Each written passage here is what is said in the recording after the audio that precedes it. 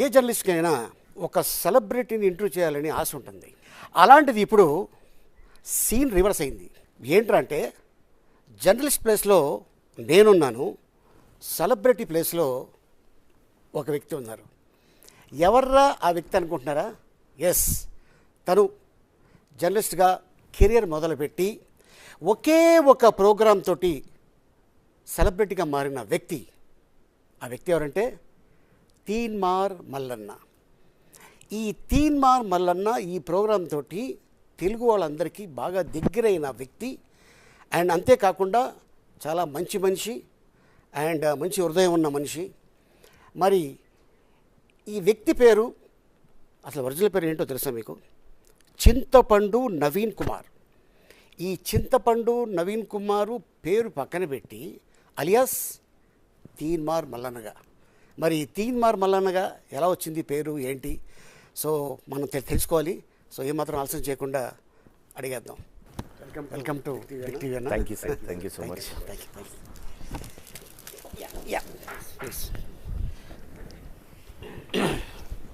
Welcome to the Big Talk Show with Ali. Thank you. ఎలా ఉన్నారన్న? బాగున్నాను సార్. ఒక ఆయన ఈ ప్రశ్న అడిగితే నేను బాగాలేదండి, ₹1 కోటి అప్పిస్తారని అన్నాడు. అంటే ఎవరు తెలుసా వ్యక్తి? అంటే ఆరోగ్యంగా ఉన్న వాళ్ళకి అప్పులు పుడుతున్నాయి ఇవ్వాలి రేపు, అందుకోసమని బాగున్నానని చెప్పా. ఇప్పుడు ఇవ్వచ్చు మీరు. సో సరదాగా ఆ వ్యక్తి ఎవరంటే మీకు బాగా తెలుసు, ఆర్జీబీ గారు. నేను బాగాలేదండి, నన్ను అప్పిస్తారా అన్నాడు ఆయన. సో అందుకోసం జనరల్గా ఏంటంటే మనం ఎవరు కనిపించినా ఏమన్నా బాగున్నారా, అది అన్ని చోట్ల. అంటే జనరల్గా ఇప్పుడు మనం ఇక్కడ కాబట్టి ఆంధ్రప్రదేశ్ అండ్ తెలంగాణ ఏమన్నా మంచిగా ఉన్నా అంటుంటారు, ఎట్లున్నావు అన్న అంటారు. ఓకే. సో మనం బయట కంట్రీ వెళ్తున్నప్పుడు hi sir, how are you అంటుంటాం. సో ఇది అలవాటు మనకి. సో ఎలా ఉన్నారు? బాగున్నాను, నేను అనుకున్నట్టున్నాను. Very good. అండ్ చాలామందికి మీ పేరు ఇప్పుడే నేను చెప్పాను, చింతపండు నవీన్ కుమార్. ఓకే, ఈ చింతపండు నవీన్ కుమార్ ఫ్రమ్ ఎక్కడ పుట్టారు, ఎక్కడ పెరిగారు, ఏం చదివారు? నేను పాత నల్లగొండ జిల్లా, ప్రస్తుతం యాదాద్రి భువనగిరి జిల్లాలో ఉన్నటువంటి తుర్కపల్లి మండలం మాదాపురం మా విలేజ్. ఓకే, ఈ హైటెక్ సిటీ కాదు, అది మాదాపురమే. ఈ హైటెక్ సిటీ మాదాపురం అని మా ఊరికి కూడా వస్తుంటారు అప్పుడప్పుడు జనాలు. ఓకే, అక్కడ నేను 1983లో జనవరి 17 రోజున జన్మించడం జరిగింది. ఓకే. నా స్కూల్ ఎడ్యుకేషన్ అంతా అక్కడే జరిగింది. 10th వరకు అక్కడ, హై స్కూల్ వరకు ఉంది, అక్కడ చదువుకున్నా. ఆ తర్వాత ఎస్విఎస్ కాలేజ్ విద్యానగర్, ఆ తర్వాత ఎస్పీ కాలేజ్ సికింద్రాబాద్, ఆ తర్వాత ఎస్ఎల్ఎన్ఎస్ కాలేజ్ భువనగిర్, ఆ తర్వాత ఉస్మానియా యూనివర్సిటీ, ఆ తర్వాత కాకతీయ యూనివర్సిటీ, ఆ తర్వాత జేఎన్టీయు. ఇట్లా పీజీలు కంప్లీట్ చేసుకుంటూ వచ్చిన ఇది నా ఎడ్యుకేషన్ ప్రస్థానం. దీంట్లో భాగంగానే స్కూల్లో ఉన్నప్పటి నుంచే నేను పేపర్ బాయ్గా వర్క్ చేస్తూ, ఊర్లో న్యూస్ పేపర్ వేస్తూ, అట్లా కొద్దిగా సైమల్టేనియస్గా చదువుకుంటూనే రిపోర్టర్గా వర్క్ చేస్తూ, అట్లా చేస్తూ కొంత. అంటే ఏంటి మీకు అబ్దుల్ కలాం గారి ఇన్స్పిరేషన్? లేదు, ఆయన కూడా పేపర్ బాయ్ లాగా. అంటే ఆయన దాంట్లో ఒక అబ్దుల్ కలామే ఉండడు, నా దాంట్లో మోడీ గారు కూడా ఉంటారు. అదే అడగబోతున్నాను. మోడీ గారు కూడా ఉంటారు. అదే సికింద్రాబాద్ స్టేషన్లో టీ అమ్మినండి. టీ అమ్మారని ప్లాట్ఫామ్లో నేను ఛాయ్ అమ్మిన. ఇంటర్మీడియట్లో ఉన్నప్పుడు పార్ట్ టైమ్గా కొద్దిగా డబ్బుల కోసం పోయి చేసుకునేది. అది హ్యాపీ సార్. దొంగతనం చేయలేదు. ఎంత ఇచ్చేవారు? ఎంత అని కాదు సార్, దాని 2 క్యాన్లు ఉంటాయి సార్, మోకా పర్చి అని. అంటే పర్చి అంటే కొనుగోలు, అంటే ఇంటికాడ తయారు చేసే ఛాయ్ అమ్ముకోవడం, అది ఉంటుండే సార్. ఆ క్యాన్ను బట్టి ఉంటుండే సార్. అప్పుడు ₹70 ఏమో క్యాన్కు ఉంటుండే సార్. అదంతా అమ్మితే ఒక 150-200 దాకా వచ్చేటి. ఓకే, అట్లా ఉంటుండే. సో అట్టగా ఛాయ్ అమ్మారు. అంటే ఏంటి అంటే ఇంట్లో వాళ్ళని డబ్బులు అడగకూడదు, ఆ వచ్చిన డబ్బులతోనే చదువుకోవాలనే ఉద్దేశంతో ఛాయ్ అమ్మారా? అంటే ఫస్ట్ ఆఫ్ ఆల్ నాకు చదువు అబ్బదు అనేది మా వాళ్ళకు ఫిక్స్ అయిపోయింది సార్. ఓకే, చదువు అబ్బదు అని. ఆఖరికి నేను ఇంటర్మీడియట్లో చేరినప్పుడు మా పెద్దన్నయ్య వెంకటేశ్వర్లు, అరే నువ్వు ఒక ఎకనామిక్స్ పాస్ అయ్యి చూపెట్టరు అన్నాడు. అవన్నీ పాస్ అయ్యి చూపెట్టిన నేను. అసలు ఒకానొక దశలో అసలు వీడు చదవడు అనుకున్నటువంటి స్థాయిలో నేను ఐసెట్లో మంచి ర్యాంక్ తెచ్చుకోవడం, కాలేజీలో టాప్ ర్యాంకర్ని నేనే, మళ్ళీ అట్లా చేయను. అప్పుడు ఒక నమ్మకం ఏర్పడ్డది, అరే వీడు ఏదో మళ్ళీ మేలుకున్నట్టుండి జీవితంలో అనేటువంటి ఒక భావన మా వాళ్ళలో కలిగిన తర్వాత మా పెద్దన్నే ఎంకరేజ్ చేసిండు బాగా. ఓకే. సో ఫాదర్ మదరు ఇంట్లోనే ఇంట్లోనే ఉంటారు. వ్యవసాయం చేసేవారా ఫాదర్? నాన్న పాల వ్యాపారం చేసేవారు. పాల వ్యాపారం చేసేవారు. మా నాన్న పాల వ్యాపారం ఇక్కడ సికింద్రాబాద్ అల్ఫా హోటల్, ఈ హోటళ్ళకి ముషీరాబాద్ బాకారం ఇటు తెచ్చి పోసేది. మా ఊరికి హైదరాబాద్కి జస్ట్ ఒక 30-35 కిలోమీటర్ల దూరం కాబట్టి ఊర్లో పాలు సేకరించి తీసుకొచ్చి, అప్పుడు మా నాన్న పాల వ్యాపారం చేసినప్పుడు 30 పైసలకు లీటర్ పాలు. నాకు గుర్తున్న కాడికి ₹7.50 అప్పుడు తను ఇంకా ఆ దందాన్ని వదిలేసినాడు, పాల బిజినెస్ని వదిలేసినాడు. ఒరిజినల్ పాలు అమ్మేవాళ్ళు? ఒరిజినల్ పాలు అంటే మేము కూడా పోయేదిగా పిసుకొత్తందుకు నేను పోయేది. అంటే జనరల్గా పాలు తీసిన తర్వాత నీళ్లు కలుపుతారు కదా? అవును. అట్టాగే ఉండేది కాదు. అంటే అది ఎక్కడ ఉంటుంది అంటే, సరే ఎవరైనా మనం రైతుల దగ్గర కొనుగోలు చేస్తాం కదా, మనం పోయేసరికి వాళ్ళు పిండి అందులో కొన్ని నీళ్లు పోసి అట్లా కల్పించేటోళ్ళు. కానీ అది అన్ని పాలకు దగ్గర పోసినప్పుడు అది పెద్దగా ఎఫెక్ట్ కనిపించకపోయేది. నీళ్లు పోస్తే ప్రాబ్లం లేదు, కానీ ఏమైనా దాంట్లో కలపరాని వస్తువులు కలిపి చిక్కదనం కోసం ప్రయత్నం చేస్తేనే అది ప్రమాదకరం. ఇప్పుడు ఇవాళ రోజుల్లో చూస్తూ ఉన్నాం చాలా చోట్ల. నేను అదే అందుకే ఒరిజినల్ పాలన అమ్మేవాళ్ళు. ఒరిజినల్ పాలు ఎందుకంటే ఒక పాలు వ్యాపారం చేసే వాళ్ళ మీద మీరు ఒక కామెంట్ చేశారు. అది మాట్లాడదాం సార్. మా నాన్న పాల వ్యాపారం చేసినప్పుడు ఇట్లా క్యాన్ తీసుకొని వచ్చేది సార్. క్యాన్ తీసుకొని వచ్చి ఇంటి ముంగట అన్ని పెట్టేది, సైకిల్ కట్టేది కదా. నాకు ఒక గ్లాస్ ఉంటుండే సార్, సపరేట్ గ్లాస్. ఆ గ్లాస్ పచ్చి పాలు తాగేటోంది సార్. ఓకే. పచ్చిపాలు అది విషయమో ఇంకోటి అయితే నేను తాగపోతుంటే కదా సార్, మా తండ్రి గారు నాకిట్ట తాపిస్తారు. అట్లా నేను ఆ పాలు తాగేటోంది సార్. ఆ వాతావరణంలో పాలు పెరుగు వాతావరణంలోనే బాగా పెరిగినాం. సో అది తాగడం వల్ల ఇంత ధైర్యం వచ్చిందా? ధైర్యం ఏం లేదు సార్, ధైర్యం ఏముంది, సహజంగా నాకు ఉండాల్సింది ఉంది. ఓకే. మా నాన్నకున్నంత పొగరు, మా నాన్నకున్నంత ఆవేశం, మా నాన్నకున్నంత ఆలోచన నాకు ఉన్నాయి అంతే. ఓకే. సో ఫాదర్ మదర్ మొత్తం మీరు ఎంతమంది సంతానం? మా అమ్మ నాన్న వాళ్ళకి 4 సంతానం. ఓకే. పెద్దన్నయ్య వెంకటేశ్వర్లు, రెండో అన్నయ్య శ్రీనివాసు. ఈ స్టూడియో నుంచి ఒక 100-200 మీటర్ దూరంలో ఉంటుంది. ఆ తర్వాత అక్క నాకంటే పెద్ద, నేను అందరికంటే చిన్నవాడిని. మీరు లాస్ట్? నేనే చివరి. ఓకే. నేనే ఆఖరి అన్నట్టు. మేము 4 సంతానం. పవర్ఫుల్ అనమాట. ఎస్ అనుకుంటున్నా నేనైతే. 4 సంతానం. ఎంతైనా కూడా మా నాన్నే పవర్ఫుల్. ఓకే, అంతే కదా. ప్రతి కొడుక్కి ఫాదర్ హీరో. ఎస్. సో అంటే మీ అన్నయ్య గారు ఏం చేస్తారు పెద్దన్న? ఆ పెద్దన్నయ్య యాక్చువల్గా ఆయన సాఫ్ట్వేర్ ఇంజనీర్ ఉండే. ఓకే. సాఫ్ట్వేర్ ఇంజనీర్ ఉండే. మా కుటుంబాల్లో చదవాలి, చదవకపోతే మన పరిస్థితి ఇట్లుంటుంది అనడానికి మొత్తం మా ఎంటైర్ చింతపండు ఫ్యామిలీలో ఆయన ఇన్స్పిరేషన్. ఆయన చదువుకొని ఆయన కూడా చాలా కష్టపడి చదివింది సార్, మామూలు చదువు కాదు. ఆయన ఏది టెక్స్టైల్ షాప్లో జీతం ఉండి, సైకిల్ షాప్లో జీతం ఉండి చదువుకొని, అట్లా ఎస్టీడీ బూత్లో జీతం ఉండి అట్లా చదువుకొని, ఏది విజయ పాల డైరీస్ లాలాపేట దగ్గర ఉన్న దాంట్లో ట్రేలు మోసి మరీ ఆయన చదువుకోండి సార్. ఓకే. అట్లా చదువుకొని ఆయన ఓ స్థాయిలో చదువు విలువ మాకు కూడా తెలియజేసింది. చదువుకోకపోతే ఏం లేదనే పరిస్థితిలోకి తీసుకొచ్చిండు. మా రెండో అన్న శ్రీనివాస్ అని ఉంటాడు సార్. పాపం ఆయనకు చదువు ఎక్కువ అవ్వలే కానీ కష్టం బాగా చేసేవాడు సార్. దుబాయ్ ఏది మన భీవండికి పోయి సాంచల పని చేసేవాడు. ముంబై సాంచల పని చేసేవాడు. ప్రస్తుతం ఇప్పుడు క్యాబ్ నడుపుకుంటాడు సార్, క్యాబ్ డ్రైవర్. స్టిల్ ఇప్పటికి కూడా. మా అక్క ఉంది సార్, మా అక్క ఇప్పుడు గవర్నమెంట్ ఎంప్లాయీ సార్. ఓకే. ఏఎన్ఎంగా పనిచేస్తుంది. తర్వాత ఇక నేనేమో సరిగా ఇట్లా తిరుగుతున్నా. సో మీది లవ్ మ్యారేజ్ అని విన్నాను. Yes sir. ఎక్కడ? నాది యాక్చువల్గా నేను సికింద్రాబాద్ ఎస్పీ కాలేజీలో డిగ్రీ చేస్తున్నాను సమయం సార్. ఆ తర్వాత నాకు పొలిటికల్ సైన్స్ సబ్జెక్ట్ అంటే బాగా ఇష్టం సార్. నాకు ఎస్పీ కాలేజీలో అంత ఆ సార్ నాకు ఈ వర్కౌట్ కాదు ఈ సార్ అనుకొని నేను మళ్ళీ ఎత్తుకుంటే, నాకు భువనగిరిలో ఎస్ఎల్ఎన్ఎస్ కాలేజీలో డాక్టర్ ఎస్ బుచ్చయ్య సార్ అని, ఇక ఖచ్చితంగా ఆయన చెప్పిండంటే యూనివర్సిటీలో ర్యాంక్ ఖచ్చితంగా ఉంటుంది అనేటువంటి ఒక కాన్ఫిడెన్స్ సార్. నేను అక్కడికి షిఫ్ట్ చేసుకున్నాను. అది షిఫ్ట్ చేసుకున్న క్రమంలో నేను డిగ్రీ సెకండ్ ఇయర్లో అక్కడికి పోయిన తర్వాత అక్కడ జాయిన్ అయిన తర్వాత నా క్లాస్మేట్ అమ్మాయి సార్, నా క్లాస్మేట్ అమ్మాయి మాతమ్మ, ఆమె పేరు ఒరిజినల్ పేరు మమత అని పిలుచుకుంటాం. ఓకే. అంటే సంతోష్ మాత అని అట్లా పెట్టుకుంటారు కదా సార్, దేవుళ్ళ పేరు అట్లా పెట్టిరు. అయితే ఆమె కొద్దిగా బ్యాక్ బెంచ్, ఎప్పుడు ఆమె ఆ గర్ల్స్లో బ్యాక్ బెంచ్. పాపం ఆమె సైకిల్ మీద కాలేజీకి వచ్చేది, నడుచుకుంటూ పోయి అట్లా కొంచెం పూర్ ఫ్యామిలీ సార్. ఎగ్దమ్ పూర్ అంటే ఎగ్దమ్ పూర్. వాళ్ళ ఇంట్లో కనీసం చదివించే పరిస్థితి లేదు. సెలవులు వస్తే ఆమె ట్రాక్టర్ మీద పనికి పోవడం, కలవపోవడం, ఆ తర్వాత కూలీ పనికి పోవడం, అటువంటి ఫ్యామిలీ నుంచి వచ్చినారు సార్ వాళ్ళు. ఓకే. అయితే తను మనం సినిమా గుర్తుకొస్తుంది మీరు చెప్తుంటే.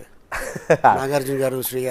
ఏమో సార్ నాకు సినిమాల గురించి పెద్ద తెలియదు, కానీ తను అంటే ఎందుకంటే ఇక అరే నిజంగా మన వల్ల ఒక లైఫ్ ఏదన్నా ఒకటి సెట్ కావాలి అన్న ఉద్దేశంతో ఎందుకు మేమిద్దరం బ్యాక్ బెంచ్లో అంటే ఎడ్యుకేషన్లో ఏం అది కాదు సార్, మళ్ళా అక్కడ వెనకబడకపోతుంటుంది. అది చేస్తూనే ఎందుకు ఒకరి అభిప్రాయాలు ఒకరు షేర్ చేసుకోవడంలో ఒకరోజు ఏమైంది సార్ అంటే December 31 వస్తే అందరు యాదగిరి గుట్టకు పోదామని పోయినాం సార్, క్లాస్ వాళ్ళమంతా. ఎవరు చెప్పలే యాదగిరి గుట్టకు పోతే ఎట్లా కలిసింది అంటే, యాదగిరి గుట్టకు పోయి వస్తుంటే January 1కి గ్రీటింగ్స్ ఇచ్చుకునే అలవాటు ఉంది సార్, గ్రీటింగ్ కార్డ్స్ అప్పట్లో చాలా. అయితే ఆ గ్రీటింగ్ కార్డులో తనిచ్చింది ఓ 2 లవ్ సింబల్స్ ఉన్నాయి, దాంట్లో ఒక 2 పావురాల బొమ్మలు ఉన్నాయి, ఎగిరిపోతున్నాయి. ఇది ఎందుకు ఇచ్చింది నాకు అని అనుకున్నా. సరే ఇది ఏందో అని చెప్పి ఇక ఒకసారి సరే మాట్లాడుకున్నాం, ఏంది ఏమన్నా అంటే ఏం లేదంటే అసలు చెప్పడానికి ఇబ్బంది పడేటువంటి పరిస్థితుల్లో లాగుదాం లోపల నుంచి అని మీకు ఉద్దేశం? లేదు అట్లనే కలిసి ఇట్లా అయితే ఓకే తను ఇష్టపడుతుంది కదా, సో నాకు కూడా ఇష్టమే అనిపించింది. సరే అట్లా కంటిన్యూ అయ్యాం సార్. కాలేజ్ మొత్తం తెలుసు మీ ఇద్దరం ఇష్టపడతామని. అయితే ఆ కాలేజ్ మీ ఏజ్ ఎంత, ఆవిడ ఏజ్ ఎంత అప్పుడు? సార్ నా ఏజ్ వచ్చేసి ఆమె నాకంటే 3 years ఏమో చిన్న సార్. ఓకే, 3 years 4 years చిన్నది అనుకుంటా. రైట్. అయితే నేను కొద్దిగా లేట్గా చదివిన సార్, అంటే 10th తర్వాత లేట్గా చదివిన. ఆ తర్వాత ఒక 5 years గ్యాప్ ఇచ్చి చదివితే ఆమె మళ్ళీ నా క్లాస్మేట్ అయింది. ఓకే. అయితే ఆమె కాలేజ్ అంతా తెలుసు సార్. ఆమె ఆ SLNS కాలేజ్ అది చాలా పెద్ద కాలేజ్ సార్. అందులో మన గ్యాంగ్స్టర్ నయీం, విమలక్క, కర్ణె ప్రభాకర్ లాంటి వాళ్ళు చదివిన కాలేజ్ అది. అయితే దాంట్లో నేను చదువుకునేటువంటి ఆమె రాష్ట్రపతి పరేడ్ అబ్దుల్ కలాం నుంచి అవార్డు తీసుకుంది సార్. మా మిస్సెస్ RD పరేడ్ చేసింది. ఆ కాలేజ్ నుంచి ఫస్ట్ ఉమెన్ సార్. ఆ కాలేజ్ నుంచి ఫస్ట్. ఇక ఆ తర్వాత సేమ్ అదే స్థాయిలో ఒక అవార్డు తీసుకుంది నేనే సార్. మళ్ళీ దాంట్లో NSSలో నేషనల్ సర్వీస్ స్కీమ్ అనే ప్రోగ్రామ్ ఉంటుంది కదా సార్, దాంట్లో మేము అవార్డులు తీసుకున్నాం. మాకు ఎక్కడెక్కడో మ్యాచ్ అయిపోయింది. ఇక మ్యాచ్ అయిపోయి కొద్దిగా అది ప్రేమగా మారింది. ప్రేమగా మారిన తర్వాత ఒక 9 సంవత్సరాల పాటు దాన్ని కంటిన్యూ చేసుకుంటూ వచ్చి ఫస్ట్ లైఫ్లో సెట్ కావాలని చెప్పి ఆ తర్వాత బుచ్చే సార్ సారథ్యంలోనే చదువుకున్నాం సార్. ఉస్మానియా యూనివర్సిటీ నేను 90 ర్యాంక్ సార్ నాది పొలిటికల్ సైన్స్లో, నా క్యాంపస్లో సీటు. ఆ తర్వాత తనకు ఎకనామిక్స్లో సీట్ వచ్చింది. ఇద్దరం చదువుకున్నాం. అది కంటిన్యూ అవుతా ఉంది. అయిన తర్వాత ఇంకా పెళ్ళి అనే టాపిక్. ఓకే. అయితే ఉద్యోగం లేదు సరే, నేను చేస్తూ ఉన్నా జర్నలిజం, అదో ఏదో చేస్తూ ఉన్నా, కొద్దిగా గొప్ప వస్తూ ఉన్నాయి, మా దగ్గర సరిపోతా ఉన్నాయి. అంటే మా ఇంట్లో ఎన్నడూ కూడా ఒక అనా పైసా నన్ను అడగలేదు సార్. మా నాన్న కానీ మా అమ్మ కానీ ఎవరు నా మీద డిపెండ్ కాదు. చిన్నోని కాదు సార్, ఇట్లా ఏందో అన్నట్టు వదిలేసారు.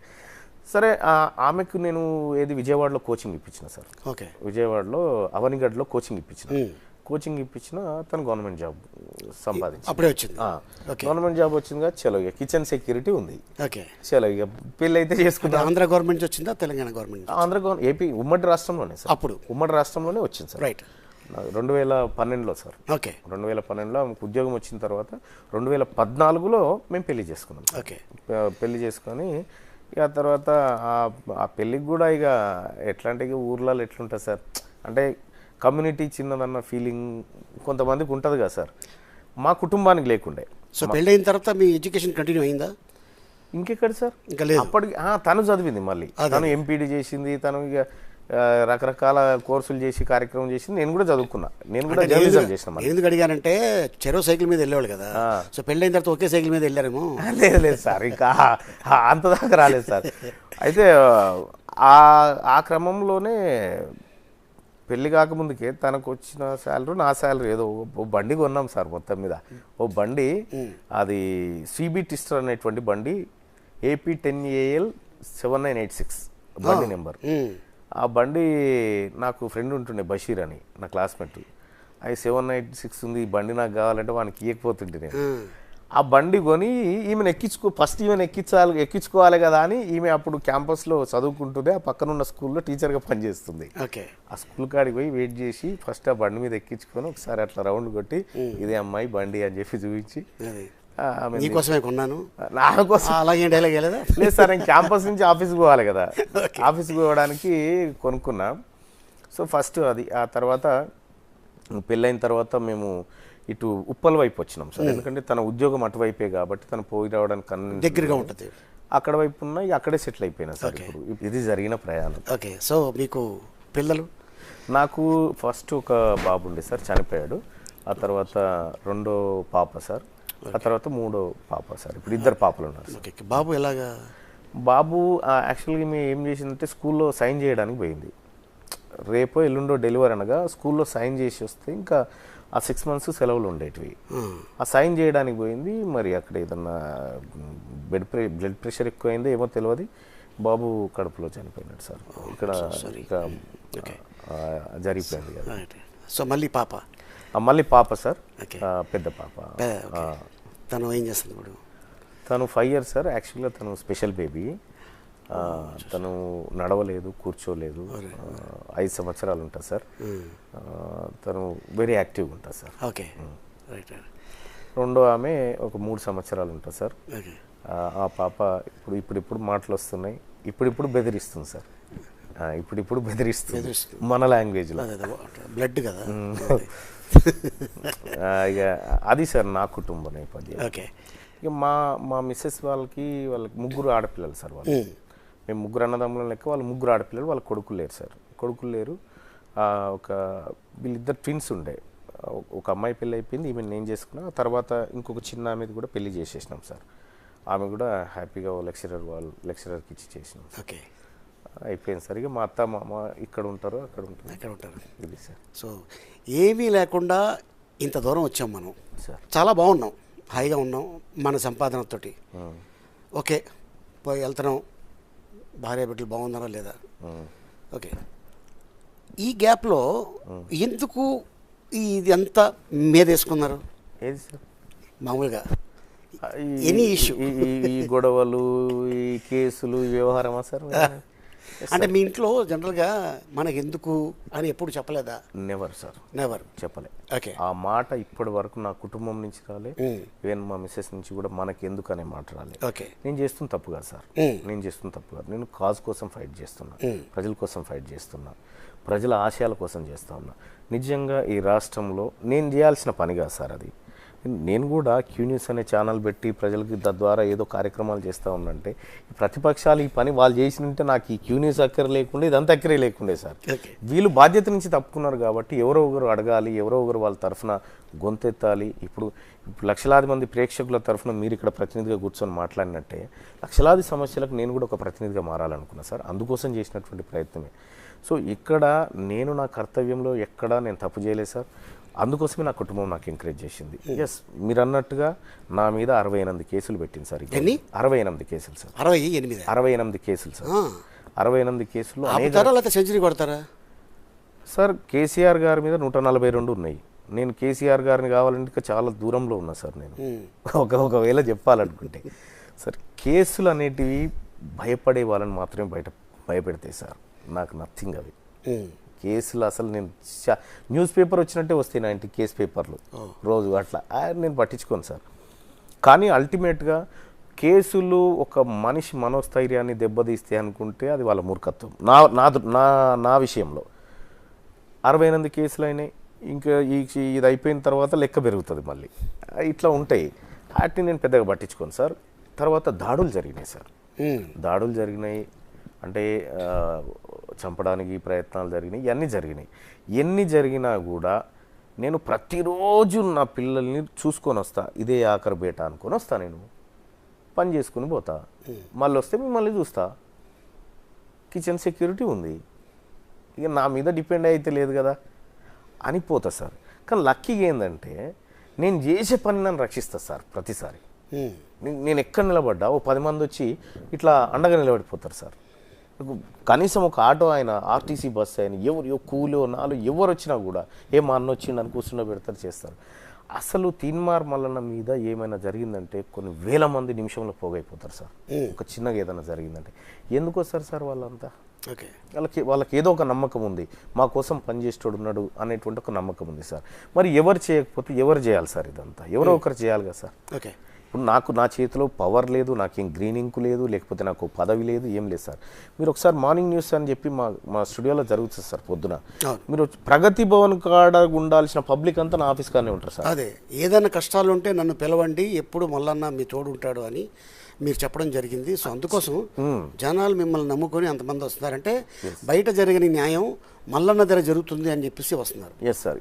ఎందుకంటే సార్ నేను ఉన్న హక్కులను, ఈ రాజ్యాంగం ఇచ్చిన హక్కుల ద్వారా ఓ అధికారి, ఇప్పుడు సపోజ్ సార్ ఒక అధికారికి తీన్మార్ మల్లన్న నువ్వు అధికారికి ఫోన్ చేస్తావు అంటే ఆ అధికారికి సెల్ ఫోన్ బిల్లు కట్టింది కూడా మా పన్నులతోటేనా, మరి నేను ఎందుకు ఫోన్ చేయకూడదు? అట్లా నేను చాలాసార్లు సార్ ప్రజలకి ధైర్యాన్ని నేర్పించే ప్రయత్నం చేసిన సార్. ప్రజలు మీరు చూడండి సార్, మొత్తం భూమి మీద ముఖ్యంగా ఎస్పెషల్గా ఇండియాలో తెలంగాణలో మనం ఎవరికి అన్యాయం చేస్తే పోలీసు వాళ్ళు కొడతారా, కేసు పెడతారా, చట్టాలు మనం శిక్షిస్తారా అని భయపడేటోళ్ళు 10% మంది, దేవుడు కొడతాడరా అనుకుంటే వాళ్ళు 90% మంది, దేవుడు శిక్షిస్తాడు అనుకుంటే వాళ్ళు 90% మంది ఉంటారు. అయితే ఈ ప్రజల్లో ఉండేటువంటి భయం ఏదైతే ఉంది సార్, ఈ భయాన్ని తీసేస్తే వాళ్ళు అద్భుతంగా తయారవుతారు సార్. ఇవాళ తెలంగాణ రాష్ట్రంలో ప్రజలు అంతో ఇంతో అధికారులను కానీ పొలిటీషియన్స్ని కానీ నీ సంగతి ఏందని ప్రశ్నిస్తారంటే మేము నేర్పిన ధైర్యం సార్ అది. ఇలా తీన్మార్ మల్లన్న ఒక్కడు ప్రశ్నించడం స్టార్ట్ చేసినప్పుడు ఇలా లక్షలాది మంది ప్రజలు ప్రశ్నిస్తూ ఉన్నారు. ప్రశ్న అనేది హక్కు సార్, అది ప్రజలకు ఇవ్వబడిన హక్కు. ఆ హక్కును నువ్వు అడగకూడదు అని నీకు కూడా లేదు ఎవరు. ఇప్పుడు సార్ సపోజ్ నేను ఒకటి చెప్పిన సార్, నేను గతంలో చాలాసార్లు కూడా చెప్పిన,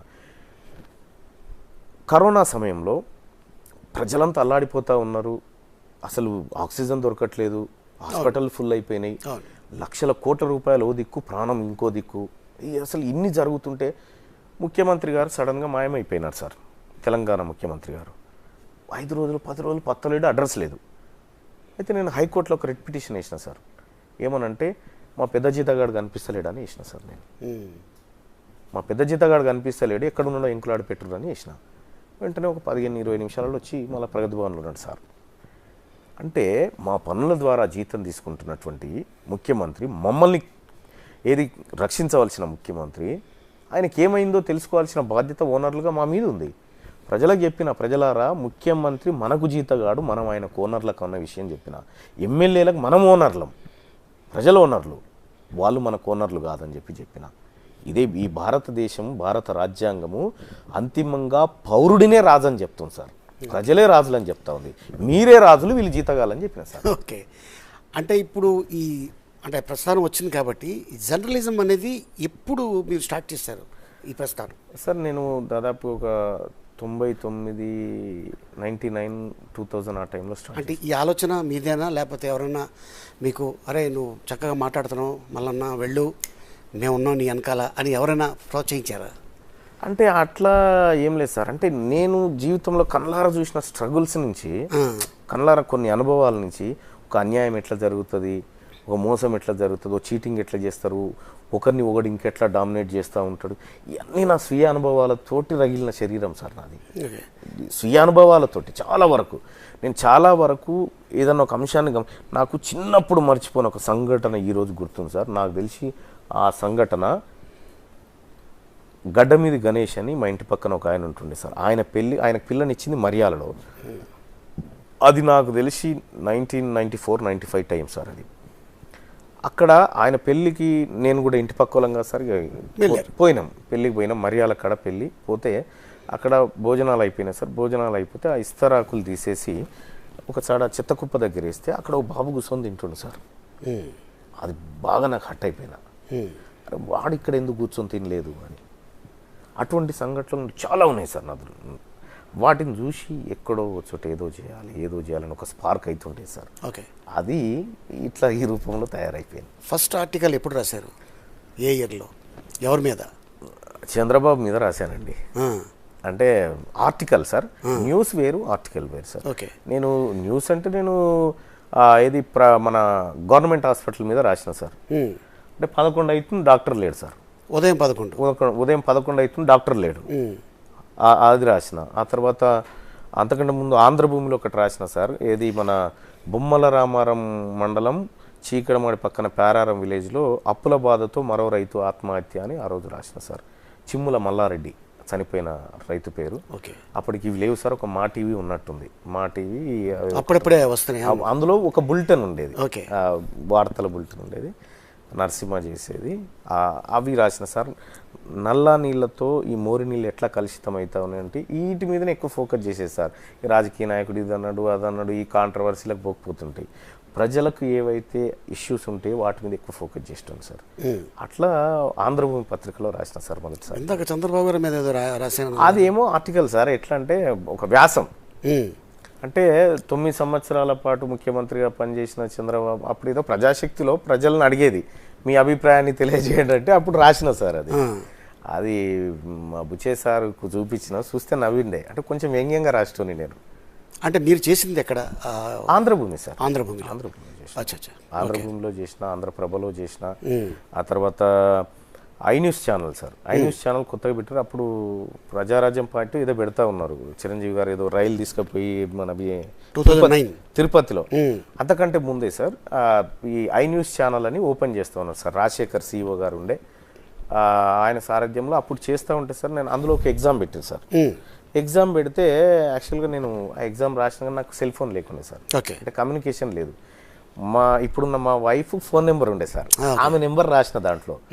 ఆమె ఓయూ హాస్టల్లో లేడీస్ హాస్టల్లో ఉంటుండే, ఆడ సిగ్నల్ రాసారు. అది అయితే నేను రాసిన ఇంకా రాలేదేమో నాకు, అంటే నాకు ఎలక్ట్రానిక్ మీడియా వైపు పోవాలని ఉండే, ప్రింట్ నుంచి రాస్తే రాలేదేమో అని అప్పుడే ఊకున్న తర్వాత ఏమైంది, వాళ్ళు బ్యాచ్ అంతా జాయిన్ అయిపోయినారు, అంతా ఇప్పుడు పెద్ద పెద్ద జర్నలిస్టులు అయిపోయినారు. అప్పుడు ఏమైందంటే నేను క్యాంపస్లోనే అట్లా ఏదో ఏదో పని మీద తిరుగుతూ ఉన్నా సుదర్శన్ అని ఒక ఆయన కలిసిండు నాకు. అంటే మా దగ్గర పనిచేసే సుదర్శన్ కాదు, ఇంకొక ఆయన E2 హాస్టల్లో ఉంటుండే. ఏమైందన్నగా రిజల్ట్ ఏమైందన్నా అదేమన్నా వేసిరా అంటే ఎప్పుడు తీసేసుకురు కదా అయిపోయింది అని అన్నాడు. అయిపోయిందన్న తర్వాత ఓహో మరి నాకు తెలియదు అంటే మనకు కాల్ రాలేదంటే ఇంకా జాబ్ రానట్టే అనుకున్నాం.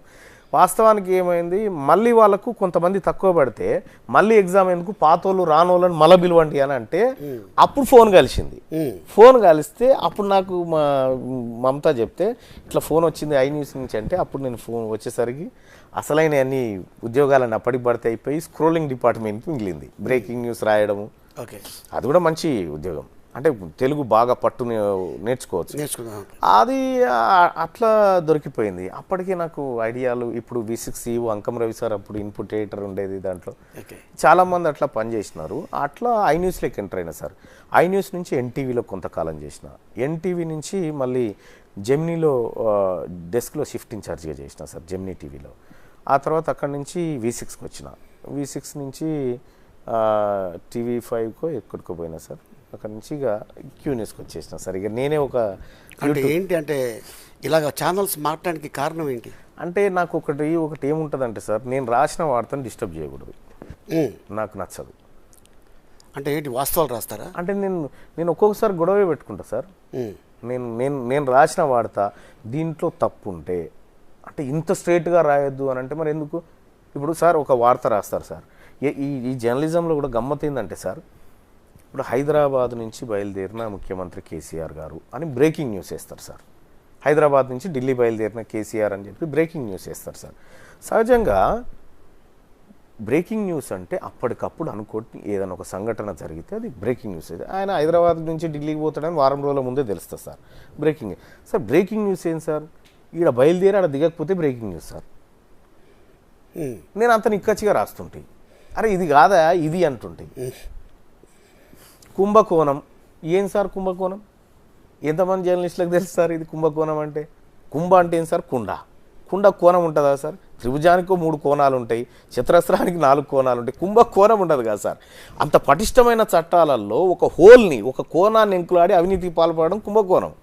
ఇంత ఇండెప్త్గా పోయి ఏదో వట్టిగా రాసిపోతారు అట్లా భారీ కుంభకోణం జరిగింది ఇటువంటి. నేను అంత నిక్కచ్చిగా రాస్తుంటే సార్. అది రాస్తే నేను మొహం మీద కొట్టినట్టే రాస్తుంటే అది నచ్చకపోయేది. వాళ్ళు హట్ అవుతారు. నువ్వు హట్ అయితే నువ్వు చూసుకో, నాకు సంబంధం లేదు, జర్నలిస్ట్గా నేను ఇదే రాస్తా. అట్లా రాసి అట్లా అవసరమైతే లేదు నువ్వు ఇట్లా రాస్తే కూరదంటే ఇక రిజైన్ తీసుకొని చేసేస్తుంటే అట్లా మారిన నేను చాలా వద్దు అంటే ఒక లెటర్ రెడీగా ఉంటుంది అంతే. జేబులో పెట్టుకొని తిరుగుతుంటారా? జేబులో ఏం పెట్టుకొని రానుపో అని చెప్తా అంతే. అవునా? ఓకే. సో చింతపండు నవీన్ కుమార్ అని పిలిస్తే బాగా అంటే అది ఏమంటారు దాన్ని, ఎంజాయ్ చేస్తారా, లేకపోతే తీన్మార్ మల్లన్న అంటే ఎంజాయ్ చేస్తారా? తీన్మార్ మల్లన్న అంటేనే బాగుంటుంది సార్. ఎందుకంటే అది ఓ రకంగా మీరు చూడండి సార్, మందకృష్ణ మాదిగ గారు ఉన్నారు సార్, ఆయన ఒరిజినల్ పేరు ఎల్లయ్య. గద్దర్ ఉన్నారు సార్, ఆయన ఒరిజినల్ పేరు విఠలరావు సార్. విఠలరావు, అవును. అంటే వీళ్ళకు మధ్యంతరంగా ఏర్పడ్డటువంటి పేర్లు వాళ్ళని ఎస్టాబ్లిష్ చేసి కూర్చుండబెట్టినాయి సార్. సో బహుశా నాకు అమ్మ నాన్న పెట్టిన పేరు కొంతకాలం వరకు తీసుకురాగలిగిన. సో నేను మా వాళ్ళకి సారీ చెప్తే, ఎందుకంటే మధ్యలోనే వదిలేసి మళ్ళీ నాకు వచ్చిన కాబట్టి. యాక్చువల్ నా పేరు ఈ V6లో పనిచేసేటప్పుడు ఈ తీన్మార్ వార్తలు అనేది డిజైన్ చేయాల్సి వచ్చింది సార్. అప్పుడు అంకమరాజు గారి సహకారంతో ఆ డిజైన్ చేసిన సార్ నేను. ఆ తీన్మార్ వార్తలు ఇట్లా ఉండాలి, అసలు ప్రజల యాంగిల్లో వార్తలు ఉండాలి, అసలు ఇంట్లో ముసలోళ్ళు ఎందుకు వార్తలు చూస్తలేరు అని అంటే మన లాంగ్వేజ్ అక్కడ లేదు, మనకి కనెక్ట్ అవుతలేదు అని చెప్పి ఆ లాంగ్వేజ్లో వార్తలు రాసి అప్పుడు ఆ ప్రయోగాలు చేసినప్పుడు నాకు అంకమరాజు సార్ బాగా సహకరించాడు. అయితే దాంట్లో ఈ ముసలి వాళ్ళకి వార్తలు చెప్తున్నావు కాబట్టి వాళ్ళ క్యారెక్టర్ ఈ సూట్ బూట్ వేసుకొని కాకుండా వాళ్ళ క్యారెక్టర్లో ఒదిగిపోయి చెప్పాలి, వాళ్ళ మేకప్లో చెప్తే ఎట్లుంటుందని అంకమరావు సార్ నాకు గెటప్ వేయించాను. ఓ ముసలాయన లెక్క గెటప్ వేయిస్తే దీనికి ఒక పేరు పెట్టాలి మనం అన్నాడు. అంటే పోచే అని పెడదాం సార్ మా తాత పేరు అని నేను అన్నా. మా పోచే తాతని క్యారీ చేసినట్టు ఉంటుంది అంటే లేదు పోచే కాదు, మా ఇంటి ముంగడ మల్లయ్య అని ఉంటాడు, సేమ్ అట్లా కనిపిస్తున్నావు మల్లన్న అని చెప్పి పెట్టిండు సార్. అది అంకమరావు సార్ నామకరణం చేసాడు. ఆ తీన్మార్ వార్తలు ప్లస్ ఈ మల్లన్న అది బ్రహ్మగడియలు ఉంటాయి. ఆ టైంలో చెప్పి ఉంటాడు మల్లన్న అని. తెలియదు మల్లన్న అంటే దేవుడే. ఓకే.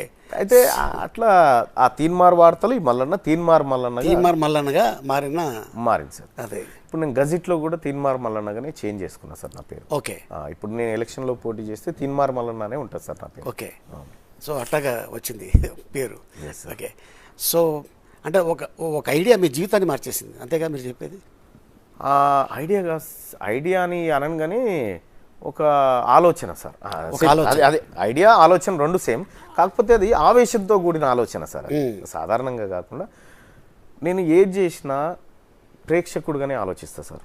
ఇప్పుడు మనం ఈ ప్రోగ్రాంలో ఉంటే నేను ప్రేక్షకుడిని అయితే నేను చూడగలుగుతానా, ఈ ప్రోగ్రామ్ ఎంతసేపు చూడగలుగుతా, ఎందుకు చూడగలుగుతా, నా సమయాన్ని దీని మీద ఎందుకు వెచ్చించాలి అనేటువంటి ఆలోచనల నుంచి నేను బులెటిన్ తయారు చేస్తుంటే సార్. ఓకే.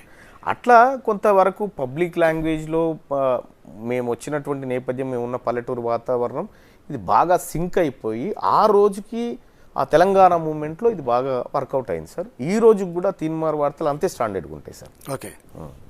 సో నాకు ఇంత ఫాలోయింగ్ వచ్చింది అనే పాయింట్ మీకు ఎప్పుడు తెలిసింది? అంటే నేను ఒక మీటింగ్ పోయి ఇచ్చిన సార్. నేను అన్నా సెల్ఫీ అంటే నేను ఒప్పుకోను సార్. ఎందుకంటే చాలామంది నేను ప్రజలకు మా ఫాలోవర్స్కి మా మిత్రులకు కూడా చెప్తా, ఒక ఆయన వచ్చి భుజం మీద చేసి ఫోటో అన్న నా మీద చెయ్యి అన్న ఇక్కడ అన్న అంటాడు. నేను చెప్తా, అయ్యా కేటీ రామారావు దగ్గరికి పోయి, లేకపోతే రేవంత్ రెడ్డి గారి దగ్గరికి పోయి, లేకపోతే బండి సంజయ్ కిషన్ రెడ్డి గారి దగ్గరికి పోయి, అన్న ఇన్ని రోజులు మా మీద చేస్తే మీరు సెల్ఫీ దిగినాగా ఇప్పుడు మేము మీ మీద వేసి దిగుతామన్నా, ఒకసారి దిగుదామా అని అడుగుర్రి అని చెప్పిన. ఇప్పుడు వాళ్ళ మీద చేసి మేము సెల్ఫీ దిగుతామంటే వాళ్ళ శరీరాలు ఒప్పుకుంటాయా? మరి నీ శరీరాన్ని ఎందుకు తక్కువ చేసుకుంటున్నావు? నువ్వు నీ శరీరానికి నువ్వు వాల్యూ ఇవ్వకపోతే బయటోడు ఎందుకు ఇస్తాడు? అందుకోసమని నేను ఎప్పుడు కూడా ఒక వ్యక్తిని ఆరాధించడం అనేది వద్దని చెప్తాను. నేనెంతో మీరంతే, నా శరీరానికి ఉన్న విలువే నీ శరీరానికి కూడా ఉండాలని చెప్తాను. ఆ సమానత ఉండాలి అందరిలో అని చెప్తా ఉంటా సార్. నాకు ఎప్పుడు కూడా నాకు ఇంత ఫాలోయింగ్ వచ్చింది అనేటువంటి టాపిక్లోకి పొరపాటున పోను సార్. ఎందుకు పోనంటే నేను కూలిపోయే నాటికి ఇది నాకు ఉండకూడదు. ఒకవేళ ఎంత పెద్ద వృక్షమైనా ఏదో గాలివాన అంటే చనిపోవడం మీన్స్ చనిపోయిన తర్వాతనే ఎప్పుడైనా కూడా ఇంత ఉండేనా వీడికి వచ్చింది అనే పరిస్థితి ఎందుకు తెచ్చుకోవాలా? అసలు నాకు ఏమీ లేదా అనుకుంటేనే బిందాస్ కదా. అందుకోసమే నేను ఇట్లుంటున్నా. ఓకే. అంటే ఈ పాయింట్ వచ్చింది కాబట్టి, ఎందుకంటే మీరు తీన్మార్ మల్లన్నగా ప్రోగ్రామ్ స్టార్ట్ చేయకముందు అప్పుడు మల్లన్న వేరు, ఆఫ్టర్ తీన్మార్ తర్వాత మల్లన్న రేంజ్ వేరు. అంటే ఇది జనరల్గా మీ ఫ్రెండ్స్ కానీ మీ కలీగ్స్ అవ్వచ్చు, ఇలాగా ఒకప్పుడు అది స్థాయి, ఇప్పుడు ఇన్ని స్థాయి ఇది అని చెప్తారు కదా జనరల్గా. అంటే అంటారు, కాకపోతే ఏంటంటే నాలో మార్పులు ఏం లేవు సార్. నేనేమనుకుంటా అంటే అదొక ఒక ఖడ్గం లాంటి క్యారెక్టర్. దాన్ని చూసి ఎవడన్నా భయపడగలని దాచిపెట్టుకొని వాళ్ళతో మాట్లాడుకుంటూ పోయేటువంటి పరిస్థితిలో ఉంటుంది. ఇప్పటికి కూడా నా ఫ్రెండ్స్ అయినా ఎవరైనా కూడా నేను నిన్న నా క్లాస్మేట్ కూతురు పెళ్ళి అయింది సార్. నా క్లాస్మేట్ కూతురు పద్మ అని 10th క్లాస్ అమ్మాయి పెళ్ళయింది. ఆడికి పోయినాం, ఫ్రెండ్స్ అందరు వచ్చినారు, ఇట్లే కూర్చున్నాం, మాట్లాడినాం. సహజంగా ఫ్రెండ్స్ అందరూ ఇట్లా చేసి మాట్లాడుతుంటే ఇప్పుడు మా ఇంటి వచ్చిన పిల్లలు అయిపోతా అవుతా ఉన్నారు ఇంకా. అంటే వాళ్ళకు నేను ఇక్కడికి వస్తే వాళ్ళ ఫ్రెండ్నే తప్ప మళ్ళీ నన్ను ఎట్లా అవుతా? నేను మా ఇంటికి పోతే మా అమ్మ బిడ్డనే అవుతా, మా నాన్న కొడుకునే అవుతుంది తప్ప నేను పెద్దోడిని ఎట్లా అవుతా? నాకు వాళ్ళ తర్వాతనే ఇవన్నీ.